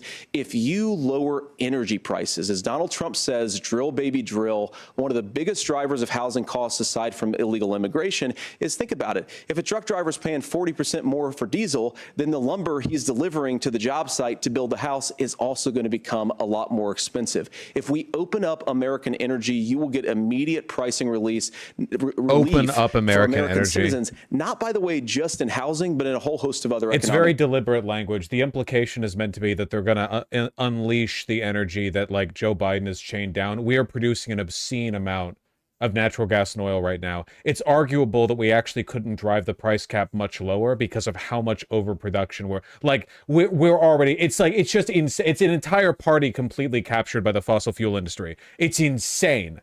Like, anything can be said. Any combination of words will be strung together if it improves the market share of, like, a select few corporations. That's it.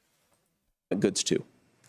Senator Vance, you still have 23 seconds there. Do you want to answer? Can I have it? Where, Governor, we will get to you in a moment. But Senator, where are you going to seize the federal lands? Can you clarify? Well, what Donald Trump has said is we have a lot of federal lands that aren't being used for anything. They're not being used for a national park. They're not being used, and they could be places where we build a lot of housing. And I do think that we should be opening up building in this country. We have a lot of land that could be used. We have a lot of Americans that need homes. We should be kicking out illegal immigrants who are competing for those homes, and we should be building more homes for the American citizens who deserve to be here. Senator, your time is up. Governor, I do want to let you respond to the allegation that the vice president is letting in. Well, of course, that's not true. And again, you have the facts. I guess we agreed not to fact check. I'll check it. That, look, crossings are down compared to when Donald Trump left office. But it's, again, blaming and not trying to find the solution. I was going to ask, though, on this question, are we going to drill and build houses in the same federal land? And I think when people hear federal lands, these are really important pieces of land. Now, Minnesota doesn't have a lot of federal lands. I know in the western part of the countries we do. There's not a lot of federal lands in and around Minneapolis, for example. So the issue is I don't understand the federal lands issue unless we see this, and I worry about this as someone who cares deeply about our national parks and our federal lands. Look, Minnesota, we protect these things. We've got about 20% of the world's fresh water. These lands protect. They're there for a reason. They belong to all of us.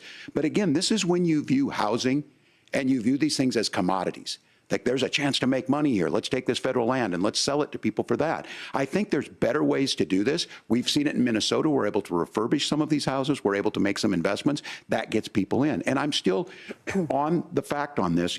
Economists, Senator Vance, you said you don't like the economists. Which economists are saying that it is immigrants that's adding to the cost? Governor, your time is up. But Senator, on that point, I'd like for you to clarify. There are many contributing factors to high housing costs. What evidence do you have that migrants are part of this problem? Well, there's a Federal Reserve study that we're happy to share after the debate. We'll put it up on social media, actually, that really drills down on the connection between increased levels of migration, especially illegal immigration, and higher housing prices. Now, of course, Margaret, that's not the entire Why? Wouldn't illegal immigrants, by definition, tend to have less money and be more likely to cloister into smaller residences where they're sleeping like 4 people to a room? Wouldn't illegal immigrants actually, like, definitionally be less impactful on the housing market? That doesn't make any sense at all. Driver of higher housing prices, it's also the regulatory regime of Kamala Harris. Look, we are a country of builders. I'd love to see the study. We're a country of explorers, but we increasingly have a federal administration that makes it harder to develop our resources, makes it harder to build things, and wants to throw people in jail for not doing everything exactly as Kamala Harris says they have to do. And what that means is that you have a lot of people who would love to build homes who aren't able to build homes. I actually agree with Tim Walz. We should get out of this idea of housing as a commodity. But the thing that has most turned housing into a commodity is giving it away to millions upon millions of people who have no legal right to be here. Just fact check, the government is not giving millions and millions of homes away for free to illegal immigrants. I know the average Republican legitimately believes that, like genuinely. If you talk to the average Trump supporter, they will probably tell you they really do think that's happening. But what are the federal regulations? I deal with this as a governor. You can very quickly reply. I'm sorry.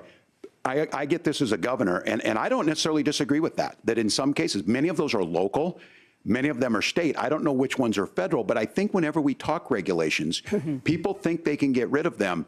I think you want to be able to get out of your house in a fire. I think you want to make sure that it's fireproof and those types of things. So which are the regulations? Because the vice president's not responsible for those. Congress writes those. Governor, thank you. Gentlemen, we have a lot to get to. You're passionate about the housing crisis, I can tell. But Nora? Thank you. One of the top problems facing Americans is the high cost of health care. Senator Vance, at the last presidential debate, former President Trump was asked about replacing the Affordable Care Act. In response, he said, "I have concepts of a plan." Since then, Senator, you've talked about changing how chronically ill Americans get health insurance. Can you explain how that would work? I remember that. And can you guarantee that Americans with pre-existing conditions won't pay more? I'll give you 2 minutes. Well, of course, we're going to cover Americans with pre-existing conditions. In fact, a lot of my family members you explicitly want to get rid of that. To be clear, like the whole thing that Trump wants is to get rid of that specific thing. Have gotten health care. I believe, members of my family actually got private health insurance, at least for the first time. I just need to say, to you younger people especially, you have no idea. It was legitimately like you try to get on health insurance because they want to like you want to get provided coverage for like screening for diabetes or cancer, whatever the fuck, and it's like, oh no, sorry, we found out your uncle had a heart issue in 1989. You have like a genetic vulnerability. That's a pre-existing condition. No insurance. Asthma, no insurance. Like, it's not even a joke. You just died. The only people who got insurance were either like the wealthy, the very lucky with regards to their health, or just like circumstantially you manage to like scrape by and then you get a disease when you're 52 and then you die in poverty. Like, that was the system. Off of Medicaid onto private insurance for the first time under Donald Trump's leadership. And I think that, a lot of people or have it was purely tied to your job of a plan remark. So if you got fired, you died. Common sense. I think it's Tim Walz knows from 12 years in Congress. You're not going to propose a 900-page bill standing on a debate stage. It would bore everybody to tears, and it wouldn't actually mean anything because part of this is the give and take of bipartisan negotiation. Now, when Donald Trump was actually president, and again, he has a record to be proud of, prescription drugs fell in 2018 for the first time in a very long time. Under Kamala Harris's leadership, prescription drugs are up about 7%. Under Donald Trump's entire 4 years, they were up about 1.5%. He introduced pricing transparency. Think about healthcare. You go into a hospital, you try to buy something, and nobody knows what it actually costs. That price transparency will actually give American consumers a little bit more choice and will also drive down costs. And we talked about, the reinsurance regulations is what I was talking about. Look, Donald Trump has said that if we allow states to experiment a little bit on how to cover both the chronically ill but the non-chronically ill, it's not just a plan. He actually implemented some of these regulations when he was president of the United States. And I think you can make a really good argument that it salvaged Obamacare, which was doing disastrously until Donald Trump came along. And I think this is an important point about President Trump. Of course, you don't have to agree with everything that President Trump has ever said or ever done. But when Obamacare was crushing under the weight of its own regulatory burden and healthcare costs, Donald Trump could have destroyed the program. Instead, he worked in a bipartisan way to ensure that Americans had access to affordable care. It's not perfect, of course, and there's so much more that we can do. I cannot overstate how much this is a complete fucking lie. I promise you, Donald Trump never provided any alternative to the Obamacare that he wanted to repeal. John McCain is the only reason we didn't lose it entirely. There was never a proposal. He was fully going to revoke Obamacare with no follow-up plan. There was no replacement. It was just revoking the previous one. And you were all going to die, every one of you. And then you couldn't like and subscribe to my videos and give me donations and tell me that I'm pretty and handsome and intelligent and charismatic. Basically a worst case scenario. But I think that Donald Trump has earned the right to put in place some better healthcare policies. He's earned it because he did it successfully the first time. What if I'm not American? All Fuck right, you. here's where being an old guy gives you some history. I was there at the creation of the ACA. And the reason it was so important is I come from a major healthcare state, home of the Mayo Clinic, home to Medical Alley, 3M, Medtronic, all of those. We understand healthcare. It's why we're ranked first on affordability and accessibility and quality of healthcare. And so what I know is under Kamala Harris, more people are covered than they have before. And those of you listening, this is critical to you. Now, Donald Trump all of a sudden wants to go back and remember this. He ran on the first thing he was going to do on day one was to repeal Obamacare. On day one, he tried to sign an executive order to repeal the ACA. He signed on to a lawsuit to repeal the ACA, but lost at the Supreme Court. And he would have repealed the ACA had it not been for the courage of John McCain to save that bill. Now, fast forward, what that means to you is you lose your pre-existing conditions. If you're sitting at home and you got asthma, too bad. If you're a woman, probably not. Broke your foot during football, might kick you out. Your kids get kicked out when they're 26. Kamala Harris negotiated drug prices for the first time with Medicare. We have 10 drugs that will come online, the most common ones that'll be there. But look, this issue, and when Donald Trump said, I've got a concept of a plan, it cracked me up as a fourth grade teacher because my kids would have never given me that. But what Senator Vance just explained might be worse than a concept, because what he explained is pre-Obamacare. And I'll make this as simple as possible because I have done this for a long time. What they're saying is, if you're healthy, why should you be paying more? So what they're going to do is let insurance companies pick who they insure, because guess what happens? You pay your premium, it's not much. They figure they're not going to have to pay out to you. But those of you a little older, gray, got cancer, you're going to get kicked out of it. That's why the system didn't work. Kamala Harris will protect and enhance the ACA. Governor, thank you. Senator, you have not yet explained how you would protect people with pre-existing conditions or laid out that plan. Well, look, we currently have laws and regulations in place right now that protect people with pre-existing conditions. Yeah, Obamacare, the thing you want to get rid of. We want to keep those regulations in place, but we also want to make the health insurance marketplace function a little bit better. Now, what Governor Walz just said is actually not true. A lot of what happened, and the reason that Obamacare was crushing under its own weight, is that a lot of young and healthy people were leaving the exchanges. Donald Trump actually helped address that problem, and he did so in a way that preserved people's access to coverage who had pre-existing conditions. No, he just failed to remove the pre-existing condition protections. He failed to. McCain protected it. That's it. Remember, one of the conditions for this debate, apparently, is that they're not fact-checking them. But again, something that these guys do is they make a lot of claims about if Donald Trump becomes president, all of these terrible consequences are going to ensue. But in reality, Donald Trump was president. Inflation was low. Take-home pay was higher. And he saved the very program from a Democratic administration that was collapsing and would have collapsed absent his leadership. He did his job, which is govern in a bipartisan way. Didn't they fact-check JD on something early on? Oh, yeah, I have that moment.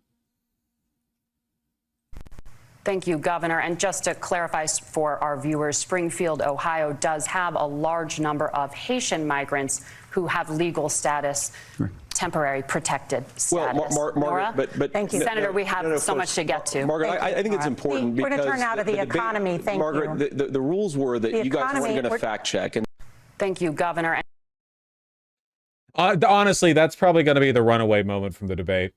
Incredible. And get results, not just complain about problems, but actually solve them.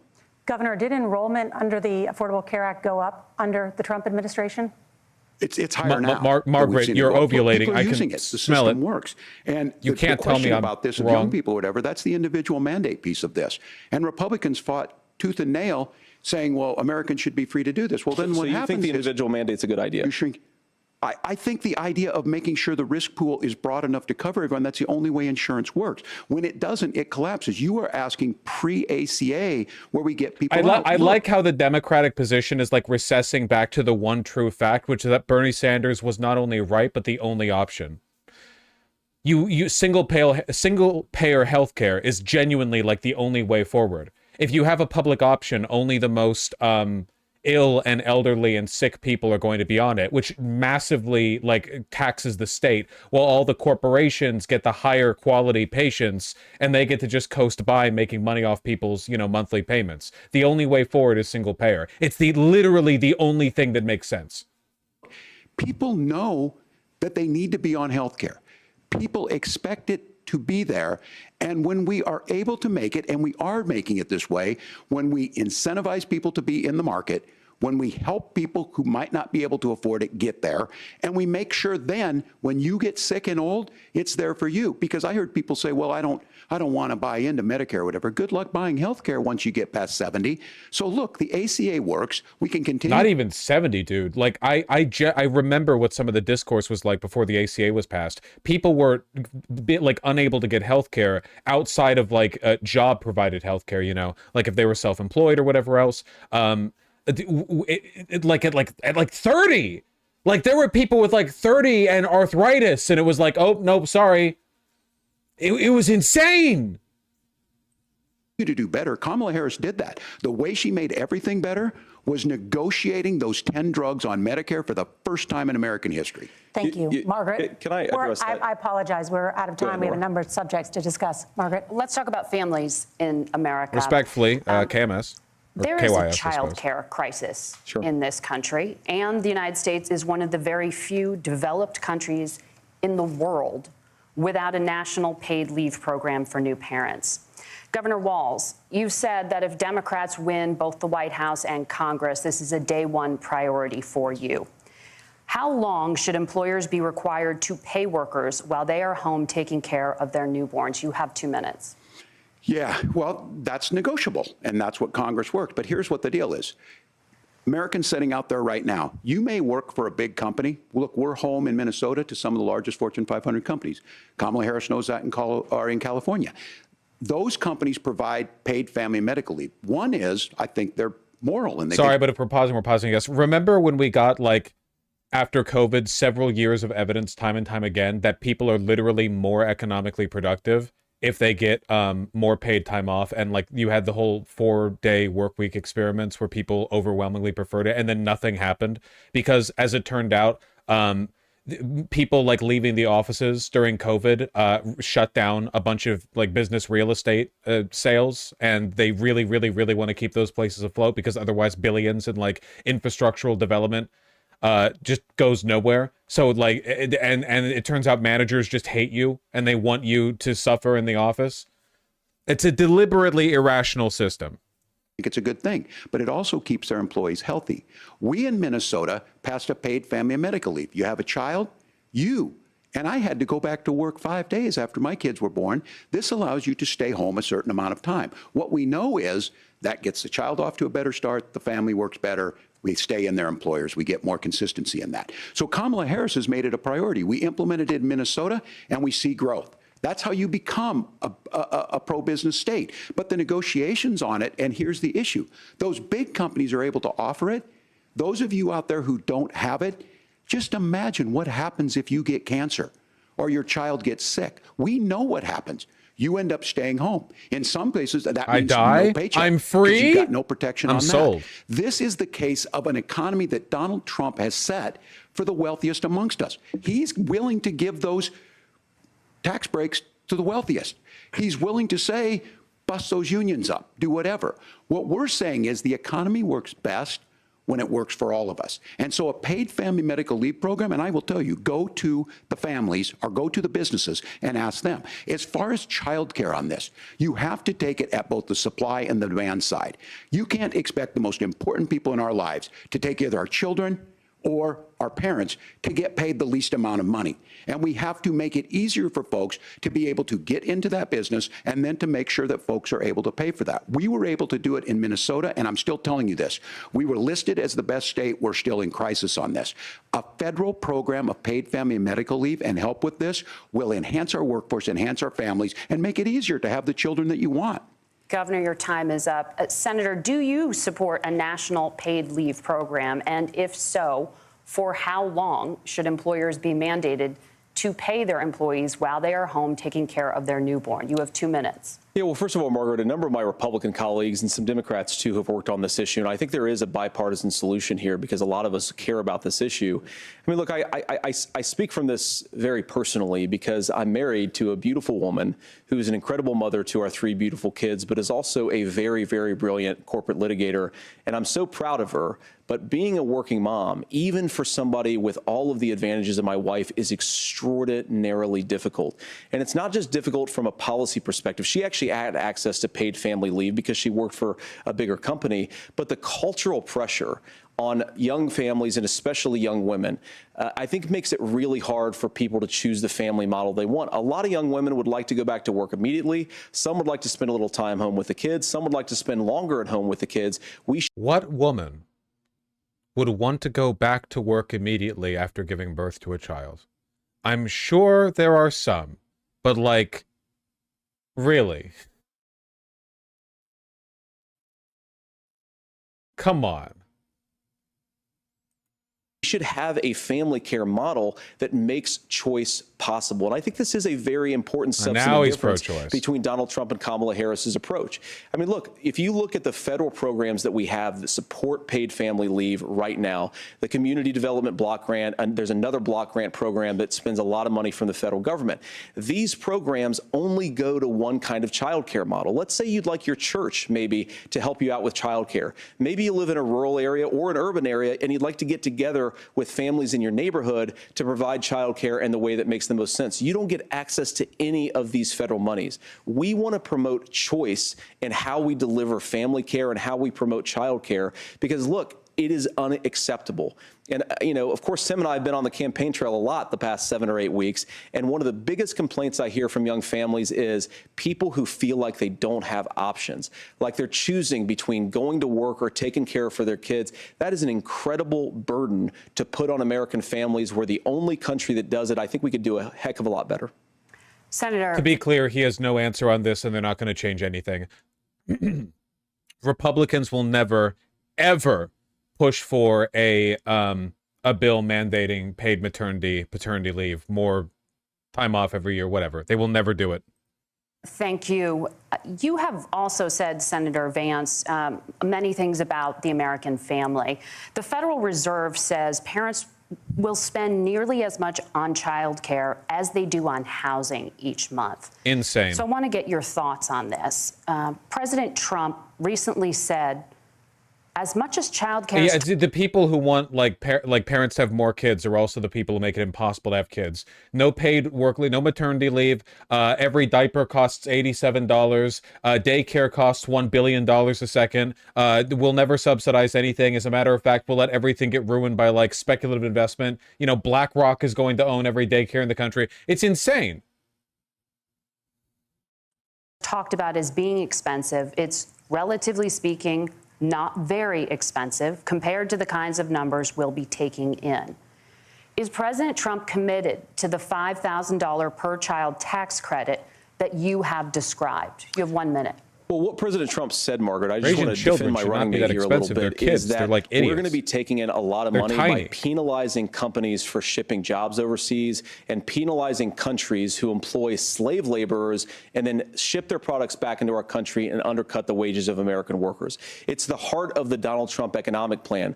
Cut taxes for American workers and American families. Cut taxes for businesses that are hiring and building companies in the United States of America. Editor's note, there is no plan whatsoever to cut taxes for working class American families. That's just clarifying. The Donald Trump plan, results may not look as they do on the website. The product you get might not resemble what is promoted here. Just making sure everyone knows what they actually care about. But penalize companies and countries that are shipping jobs overseas. That's the heart of the economic proposal. I love watching Tim Walz take notes. It's genuinely so charming. This additional revenue with higher economic growth, we're going to be able to provide paid family leave, child care options that are viable and workable for a lot of American families. Can you clarify how that will solve the child care shortage? Well, because as Tim said, a lot of the child care shortages, we just don't have enough resources going into the multiple people who could be providing family care options. And we're going to have to, unfortunately, look, we're going to have to spend more money. We're going to have to induce more people to want to provide child care options for American families, because the reason it's so expensive right now is because you've got way too few people providing this very essential service. Thank you, Senator. Governor Walz, your ticket also What do you mean? You mean like subsidies? What do you mean? Like, why can't you say what you mean? What do you mean, like subsidizing daycare? That would actually be like a good policy, but he can't say it because they're not going to do it, you know? So he has to, they have to speak in vagaries because there's like there's like no intention to do any of the stuff that he says. If he ever says anything that sounds like it might be good, he's not actually going to do it. Some child care tax credit proposals. Do you think Congress will agree to the $6,000 credit for newborns and $3,000 credit for children over the age of 6, as your campaign has promised? Is that realistic? Also, I should be clear, by the way, I really, really, really hate it when we deal with systemic problems like this by giving money to the people who need the money. I think it's much better to use the power of the government to lower prices for the thing they want to do, right? Because if you just give people money, the cost of the service or product can rise now that they know there's more money out there for them to take advantage of. Whereas if you, for example, put a mandated cap on the cost of daycare per child and then subsidize it so that those daycares can stay afloat, kablamo, you solve the issue. Like right there, you immediately, like you've effectively made it accessible to everyone. But that gets a little communisty because that's in the range of decommodifying. So people don't like to do it because it makes Wall Street really nervous. Well, if these members of Congress are listening to anybody, I can tell you, and this is the biggest issue. Everybody listening tonight knows. I mean, I'm sure they were shocked to hear it's not that expensive. And let's be clear, whether it's $5,000 or $6,000, that pays you about 3 or 4 months. Let's be clear of where we're at on this. It's because we got out of an imbalance on this. We thought we were going to get by not paying people. I don't think Senator Vance and I are that far apart. I'm not opposed to what he's talking about on options. We've done scholarships types of things. I think we need to be open to making the case. But the issue here is, the question you asked is, you're not going to pay for it with these tariffs. That's just adding another $4,000 on the family and taking less. So not only do they not get the money to pay for that, they're $4,000 in the hole. That's Wharton School. That's his alma mater. And so I think the issue here is, if those members of Congress, I can't believe they're not. When I go to businesses, sure, they'll talk about taxes sometime, but they will lead with childcare and they will lead with housing, because we know the problem is, especially in a state like Minnesota, we need more workers because our economy's growing, but we need the workforce. Governor, thank you. We need to move on. Nora? Let's talk about the state of democracy, the top issue for Americans after the economy and inflation. After the 2020 election. So revealing of our priorities. Ask an American what they care about.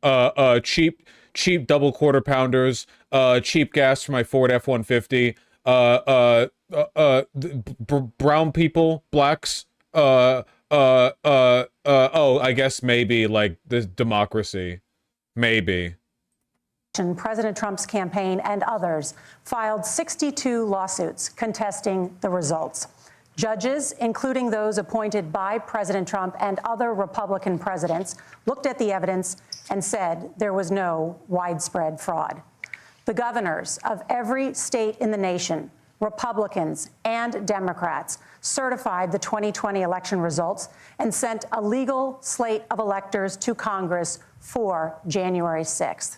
Senator Vance, you have said you would not have certified the last presidential election and would have asked the states to submit alternative electors.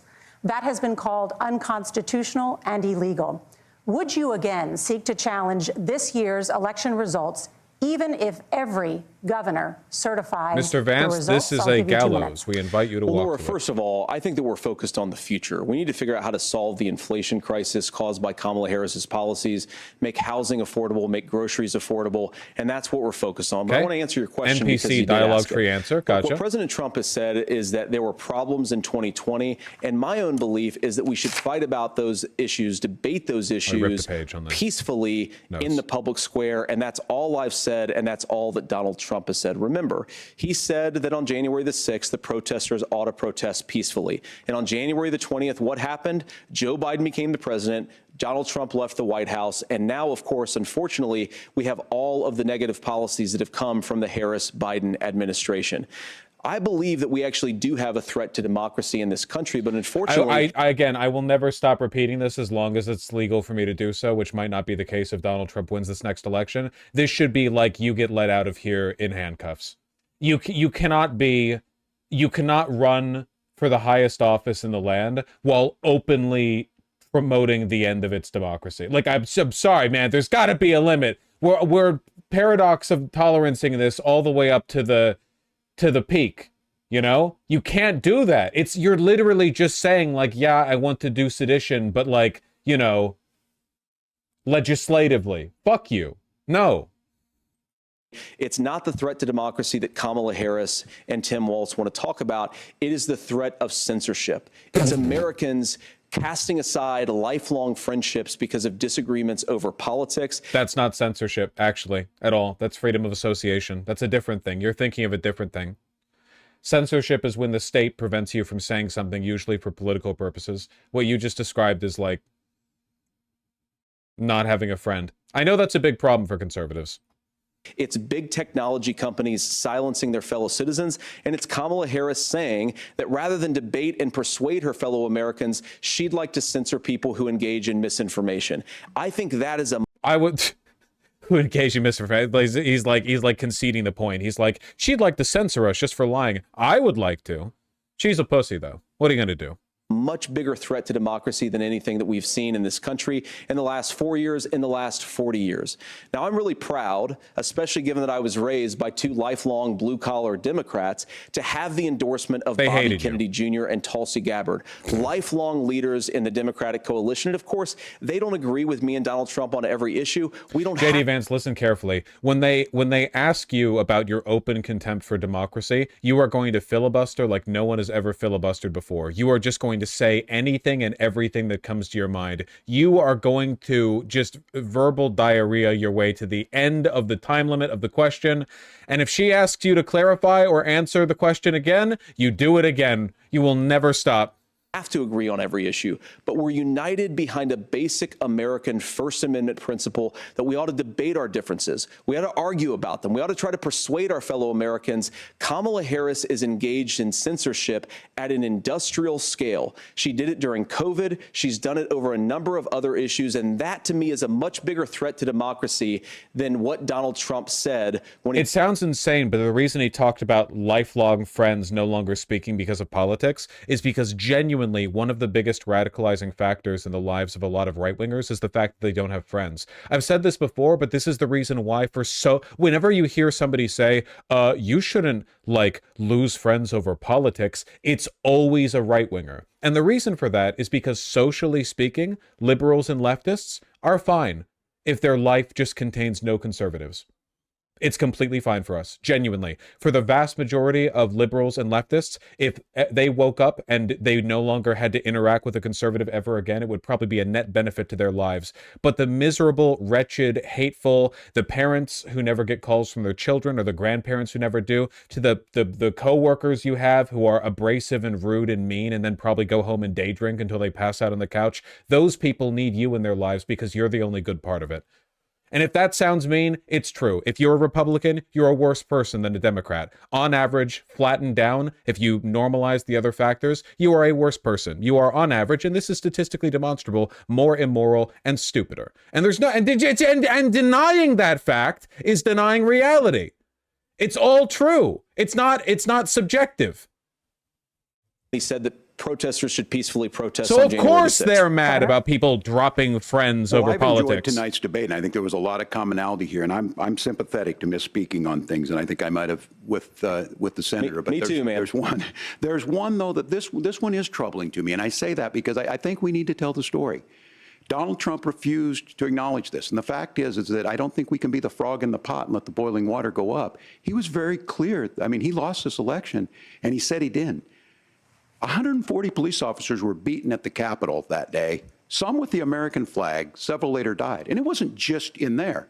In Minnesota, a group gathered on the state capitol grounds in St. Paul and said, we're marching to the governor's residence and there may be casualties. The only person there was my son and his dog, who was rushed out crying by state police. That issue and Mike Pence standing there as they were chanting, hang Mike Pence. Mike Pence made the right decision. So, Senator, it was adjudicated over and over and over. I worked with kids long enough to know, and I said as a football coach, sometimes you really want to win, but the democracy is bigger than winning an election. You shake hands, and then you try and do everything you can to help the other side win. That's what was at stake here. Now, the thing I'm most concerned about is the idea that imprisoning your political opponents, already laying the groundwork for people not accepting this. And a president's words matter. A president's words matter. People hear that. So I think this issue of settling our differences at the ballot box, shaking hands when we lose, being honest about it, but to deny what happened on January 6th, the first time in American history that a president or anyone tried to overturn a fair election and the peaceful transfer of power. And here we are 4 years later in the same boat. I will tell you this, that when this is over, we need to shake hands this election, and the winner needs to be the winner. This has got to stop. It's tearing our country apart. Margaret? Senator Vance, did you want to respond to that? Yeah, well, look, Tim, first of all, it's really... First of all, maybe don't cheat by sending 50 trillion migrants to vote in the election that we've never found proof of, if you don't want me to accuse you of cheating. Have you thought of that? Rich, for Democratic leaders to say that Donald Trump is a unique threat to democracy when he peacefully gave over power on January the 20th, as we have done for 250 years in this country. We are going to shake hands after this debate and after this election. And of course, he peacefully gave over power, you know, after the violent attempt failed. Oh, yeah, like that guy. Well, I mean, he did try to, like, kill you, but after he missed the shot, you know, he was very, very demure, very modest. I hope that we win, and I think we're going to win. But if Tim Walz is the next vice president, he'll have my prayers, he'll have my best wishes, and he'll have my help whenever he wants it. But we have to remember that for years in this country, Democrats protested the results of elections. Hillary Clinton in 2016. Incorrect. They did not lead an insurrectionary mob to the Capitol, for one, and for two, they didn't protest. Hillary Clinton accepted the results of the election right after it happened. She bitched about it, but she accepted it. She did not contest the validity of the election. Said that Donald Trump had the election stolen by Vladimir Putin because the Russians bought like $500,000 worth of Facebook ads. This has been going on. Russia objectively attempted to interfere with results of the 2016, 2020, and now 2024 elections. We know they've done this. It's a fact. It's been demonstrably proven. Whether or not they made the difference is, you know, anyone's guess, really, but it is a fact. On for a long time. And if we want to say that we need to respect the results of the election, I'm on board. But if we want to say, as Tim Walz is saying, that this is just a problem that Republicans have had, I don't buy that. Governor. January 6th was not Facebook ads. And I think a revisionist history on this. Look, I don't understand how we got to this point. But the issue was that happened. Donald Trump can do it. And all of us say there's no place for this. It has massive repercussions. This idea that there's censorship to stop people from threatening to kill someone, threatening to do something, that's not censorship. Censorship is book banning. We've seen that. We've seen that brought up. I just think for everyone tonight, and I'm going to thank Senator Vance, I think this is the conversation they want to hear. And I think there's a lot of agreement, but this is one that we are miles apart on. This was a threat to our democracy in a way that we had not seen. And it manifested itself because of Donald Trump's inability to say. He is still saying he didn't lose the election. I would just ask that. Did he lose the 2020 election? Tim, I'm focused on the future. Did Kamala Harris censor Americans from speaking their mind in the wake of... Again, like, led away in handcuffs. I mean it. In terms of, like, in a I guess, a very, like, inept and weak and liberal way, there might be a difference that one could, you know, make an argument for. I think in a substantive way, what J.D. Vance is doing here, what Donald Trump is doing here, what they have been doing for a while, is more dangerous to our government than January 6th is on its own, or 9/11 was to the towers, the Pentagon. There was no attack Iran could fire against us. There was no attack anyone could fire against us that could match the potential danger of openly seditious, contemptuous of democracy individuals running the country. It's like you are limited here because there are people who only see this in terms of, well, did they brandish a gun? But I would argue this is a far greater form of violence. And of course, the like obvious demonstration of that point, of that argument would be, okay, go back in time, you're looking at Adolf Hitler. What actions did Adolf Hitler take that would have warranted you, you know, murking him as a time traveler that weren't acts of explicit violence? Obviously, the vast majority of the shit that Adolf Hitler did that we condemn him for in retrospect was stuff he did through the artifice of legitimate government. It wasn't even a matter of him like being unpopular. A lot of the Germans liked him because they are, as we are now, fucking stupid, susceptible to biases, easily impressed by grandiosity. It's just, it's so obvious, man. Of the 2020 COVID situation. That is a damning non-answer. It's a damning non-answer for you to not talk about censorship. Censorship. What about Facebook, Twitter? What about Twitter? Remember when the FBI asked Twitter to ban some people and Twitter did it and Trump did the exact same thing? That was just like when we do the Holocaust too. It's exactly the same. It's going to be like 2027. They're going to be building the camps for brown people. And when they get criticized by the last vestiges of liberal media, they're going to be like, oh, so you don't like authoritarianism now. But when Joe Biden was banning accounts for lying about COVID, where were you? Fuck you. Obviously, Donald Trump and I think that there were problems in 2020. We've talked about it. I'm happy to talk about it further. But you guys attack us for not believing in democracy. The most sacred right under the United States democracy is the First Amendment. Tim Walz does look like he's contemplating choking him out. There's no First Amendment right to misinformation. Kamala Harris wants to use the power of government and big tech to silence people from speaking their minds. That is a threat to democracy that will long outlive this present political moment. I would like Democrats and Republicans to both reject censorship. Let's persuade one another. Let's argue about ideas, and then let's come together. Cringe internet brain bullshit. Of course, by the way, worth reminding that Donald Trump did the exact same requests. The Trump administration did the exact same requests for takedowns, accounts being banned, all of that. Literally, remember the Twitter files after pedophile Elon Musk took over Twitter? And it was like, oh, look at how evil Jack Dorsey and Biden were in censoring people. And that one Twitter file came out and it was like, yeah, you know, the Biden administration censored some people. And also the Trump administration did too. In fact, Trump did it more. Okay. And then after that, the guy who wrote that Twitter file, for some reason, had a falling out with Elon Musk. You remember that? I don't remember the guy. But after that, they didn't get along as well. Afterwards. You can't yell fire in a crowded theater. That's the test. That's the Supreme Court test. Tim, fire in a crowded theater. Was it Matt you guys Taibbi? wanted to kick people off of Facebook for saying that toddlers shouldn't wear masks. Senator, the governor does have the floor. Fire in a crowded theater. That is criticizing the policies of the government, which is the right of every American. Senator, the governor does have the floor for 1 minute to respond to you. Yeah. Well, I don't run Facebook. What I do know is I see a candidate out there who refused, and now again, and this, I'm pretty shocked by this. He lost the election. This is not a debate. It's not anything anywhere other than in Donald Trump's world. Because look, when Mike Pence made that decision to certify... Oh, yeah, this is Donald Trump live, literally like within the past hour or whatever. Do you trust the process this time around? Do you trust the election process this time around? What? Do you trust the process this time around? I'll let you know in about 33 days. No. Like genuinely, it's the fact that this doesn't earn you a trip to the bottom of the deepest hole is like genuinely. What could you? It's insane. By that election, that's why Mike Pence isn't on this stage. What I'm concerned about is where is the firewall with Donald Trump? Trump wanted to remove ABC's broadcasting license after the Kamala Harris debate.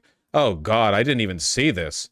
After he lost the debate with Kamala Harris, still fuming just hours after the late-night debate, called into Fox News to blame the ABC News moderators and network, saying he doesn't want to do another debate at all. To be honest, they're a news org. They have to be licensed to do that. They ought to take their license away for the way they did that, said person who is potentially 2 months away from being the, nominated the president of the United States. Or elected president of the United States, Nice. Very nice. But remember, censorship is when people on Twitter get banned for telling you that injecting bleach into your veins will cure COVID. Where is the firewall if he knows he could do anything, including taking an election, and his vice president's not going to stand to it? That's what we're asking you, America. Will you stand up? Will you keep your oath of office, even if the president doesn't? And I think Kamala Harris would agree. She wouldn't have picked me if she didn't think I would do that, because of course that's what we would do. So America, I think you've got a really clear choice on this election of who's going to honor that democracy and who's going to honor Donald Trump. Governor, your time is up. Thank you, gentlemen. We will be right back with both of our candidates. The CBS News vice presidential debate continues. Can it stop? Can it stop? Can I be free?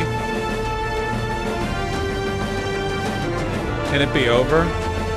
I can just catch up to live because see, that's the benefit of pausing. Closing statement. Senator Vance won the virtual coin toss and elected to go last. So Governor Walz, you are first. You have 2 minutes. Well, thank you, Senator Vance. Thank you to CBS News. And most importantly, thank you to all of you. If you're still up and the folks who miss Dancing with Our Stars, I appreciate it. But look, the support of the democracy matters. It matters that you're here. And I'm as surprised as anybody of this coalition that Kamala Harris has built, from Bernie Sanders to Dick Cheney to Taylor Swift, and a whole bunch of folks in between there. And they don't all agree on everything, but they are truly optimistic people. They believe in a positive future of this country, and one where our politics can be better than it is. And I have to tell you, that better than it is the sense of optimism that there can be an opportunity economy that works for everyone, not just to get by, but to get ahead. And the idea that freedom really means something. Not the freedom of government to be in your bedroom or exam room, but the freedom for you to make choices about yourself. Now, look, we all know who Donald Trump is. He's told us, and as Maya Angelou said, believe him when he told you that. His first inaugural address talked about American carnage, and then he spent 4 years trying to maybe do that. Senator Vance tonight made it clear he will stand with Donald Trump's agenda.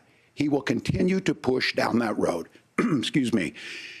Kamala Harris gives us a different option. Now, I'll have to tell you, I'm going to be careful about the quotes, but there's one that Senator Vance said that does resonate with me. He said, Donald Trump makes the people I care about afraid. A lot of America feels that way. We don't need to be afraid. Franklin Roosevelt was right. All we have to fear is fear itself. Kamala Harris is bringing us a new way forward. I'm very educated. She's bringing us a politics of joy. She's bringing real solutions for the middle class, and she's centering you at the heart of that. All the while asking everyone, join this movement, make your voices heard. Let's look for a new day where everybody gets that opportunity and everybody gets a chance to thrive. I humbly ask for your vote on November 5th for Kamala Harris. Governor Walz, thank you. Governor Walz is going to list the age of consent in all 50 states to the tune of that one Animaniacs song. Vance, your closing statement. Well, I want to thank Governor Walz, you folks at CBS, and of course the American people for tuning in this evening. And did I say Governor Walz? Talk about was energy. And I remember when I was being raised by my grandmother, JD Vance would do when that. she didn't have enough money to turn on the heat some nights because Ohio gets pretty cold at night and because money was often very tight. And I believe, as a person who wants to be your next vice president, that we are a rich and prosperous enough country where every American, whether they're rich or poor, ought to be able to turn on their heat in the middle of a cold winter night. That's gotten more difficult thanks to Kamala Harris's energy policies. I believe that whether you're rich or poor, you ought to be able to afford a nice meal for your family. That's gotten harder because of Kamala Harris's policies. I believe that whether you're rich or poor, you ought to be able to afford to buy a house. You ought to be able to live in safe neighborhoods. You ought to not have your communities flooded with fentanyl. And that, too, has gotten harder with because of Kamala Harris's policies. Now, I've been in politics long enough to do what Kamala Harris does when she stands before the American people and says that on day one, she's going to work on all these challenges I just listed.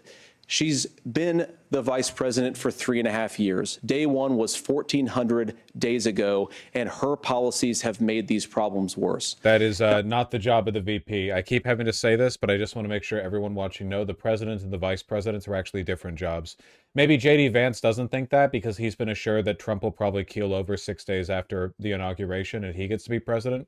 You know, like Heritage Foundation was like, yeah, no, don't worry. He's pretty old, but Now, I believe that we have the most beautiful country in the world. I meet people on the campaign trail who can't afford food, but have the grace and generosity to ask me how I'm doing and to tell me they're praying for my family. What that has taught me is that we have the greatest country, the most beautiful country, the most incredible. I'm sorry. Wait, that was just like an impressively low bar to set. I meet people who are struggling with finances, but they're still nice enough to ask me how I'm doing. So you just met people. What?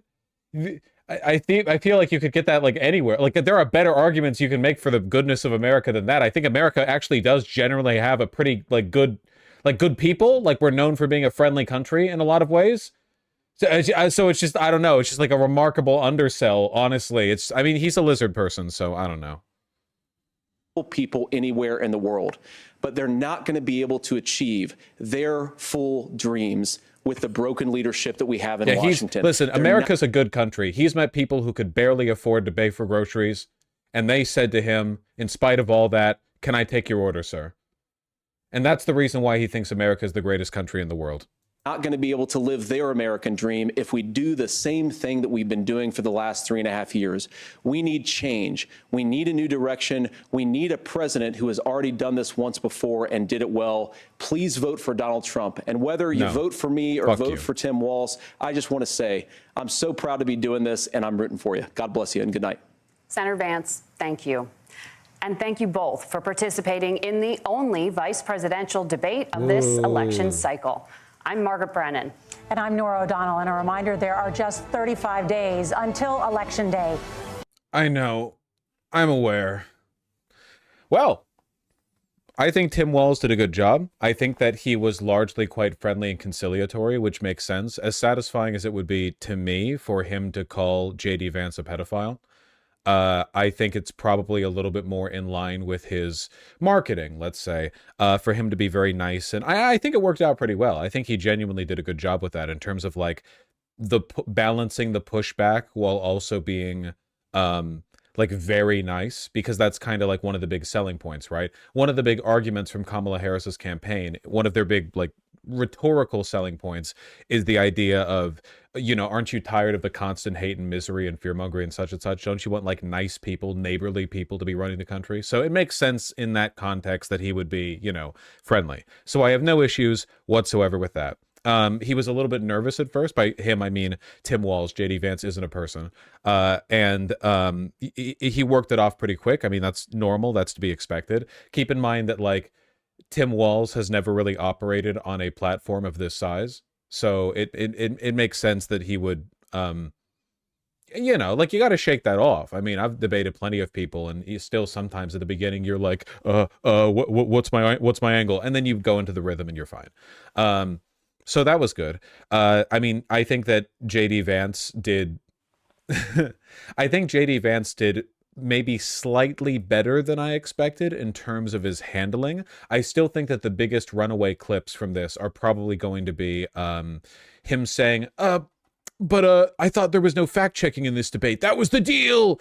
And him refusing to answer whether Donald Trump lost the 2020 election. It's probably those two. Those two are probably going to be like the runaway bits. I don't think at any point J.D. Vance got a zinger. Or you know, I don't think Tim Walz like flubbed. Tim Walz at one point did say he's befriended school shooters, which was very funny. What he meant to say, of course, was he's befriended like victims or the families of the victims of school shooters. So that's I mean that's pretty funny. I enjoyed that. I also do like the fact that Tim Walz at multiple points there dove in with what I'd consider to be relatively radical positions on housing and healthcare. It seemed like he was leaning in pretty hard towards the logic of the single-payer system, where it's like, okay, having a public option is great in concept, but in practice what that means is that the corporations are going to structure their insurance policies to ensure they're only going to be insuring people who are like, you know, 28 years old, 11% body fat. They go on a run for 20 minutes every morning at 6 a.m.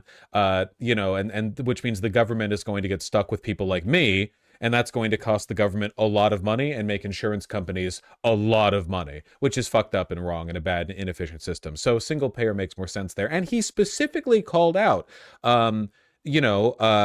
companies like BlackRock that treat housing like a commodity to speculate on, which is the main reason housing prices are really being driven up, Like, ask yourself, when you go to your local downtown commercial area and you see the dozens and dozens and dozens of shops that you grew up visiting that have now been shuttered, places that are just plain closed, and a lot of them have been closed for years now. I mean, you go there and it's like a graveyard. Why? Think about it. Somebody owns that land. Somebody's paying property tax on that land. Why are they not renting to anyone there? Like, think about it, really. Why is it in your local downtown area, why are there so many empty buildings taking up space, not generating any revenue, any income, not paying taxes, not paying rent, not paying... Why? You know why? Because gigantic multi-billion-dollar companies, sometimes domestic, sometimes foreign, buy up that land and they hold it because the more scarce land is, the more they can piecemeal sell it off at, Or they're waiting for a big buy. If land gets scarce enough, then eventually some other company might be like, oh, you bought all this land in downtown that you've been squatting on for like $2 million or whatever. Now you're going to sell it off for $200 million. They're hoping for that big payday. And they can't lease it in the meantime because that would increase the availability of housing or of business space, which drives down the price. Does that make sense? So in essence, the world is getting worse and 5 people are profiting from it. We are talking about margins of profit that are being experienced only by an obscenely small number of people. And everything is getting worse because of it. So I'm glad that Walz brought that up. Altogether, I think it was a pretty good debate. For the most part, people don't pay as much attention to VP debates, though this, I think, is a relatively high-profile VP debate. This is definitely not like a, people care more with this one, I would say. And we might not get another presidential debate. So this is what it's like watching Vosh cope. Okay, Croker23, you want attention. That's fine. I'm willing to give it to you. Holy shit, Walz is throwing this shit. I'm afraid Trump's going to win after this performance. Walz looking cooked. I'm sorry, it's true. Yeah. Vosh, does it make you angry that Walz is totally deferential to Vance? Croker23, a reference, I assume, to the year you were born. I know that, maybe this wasn't, I don't know, this wasn't enough to hold your interest or your attention, and you have to create narratives to stave off the boredom. Please don't do that at the expense of my brain cells or others. I'm looking at a chat message from them yesterday. If we take the Durkheimian concept of religion, how is it even useful? It describes every ideology explicitly, religious or otherwise ever. What society does not fall within its bound? This MF doesn't even understand the Durkheimian model of religiosity. I'm sorry. I thought this individual, maybe they had something going on up here. Man can't even read his Durkheim. It's not even... Get out of my chat. Yeah, altogether, I would say this could have gone significantly worse, which is, maybe not like the highest bar to clear, but I do like it when things don't go as bad as is humanly possible. This is probably going to be the last debate we see because it's unlikely Trump will concede and do another debate with Kamala Harris after how hard he got stomped the first time. So that might genuinely be it. It's literally just now, and now we're on a, 35-day death march until it's time.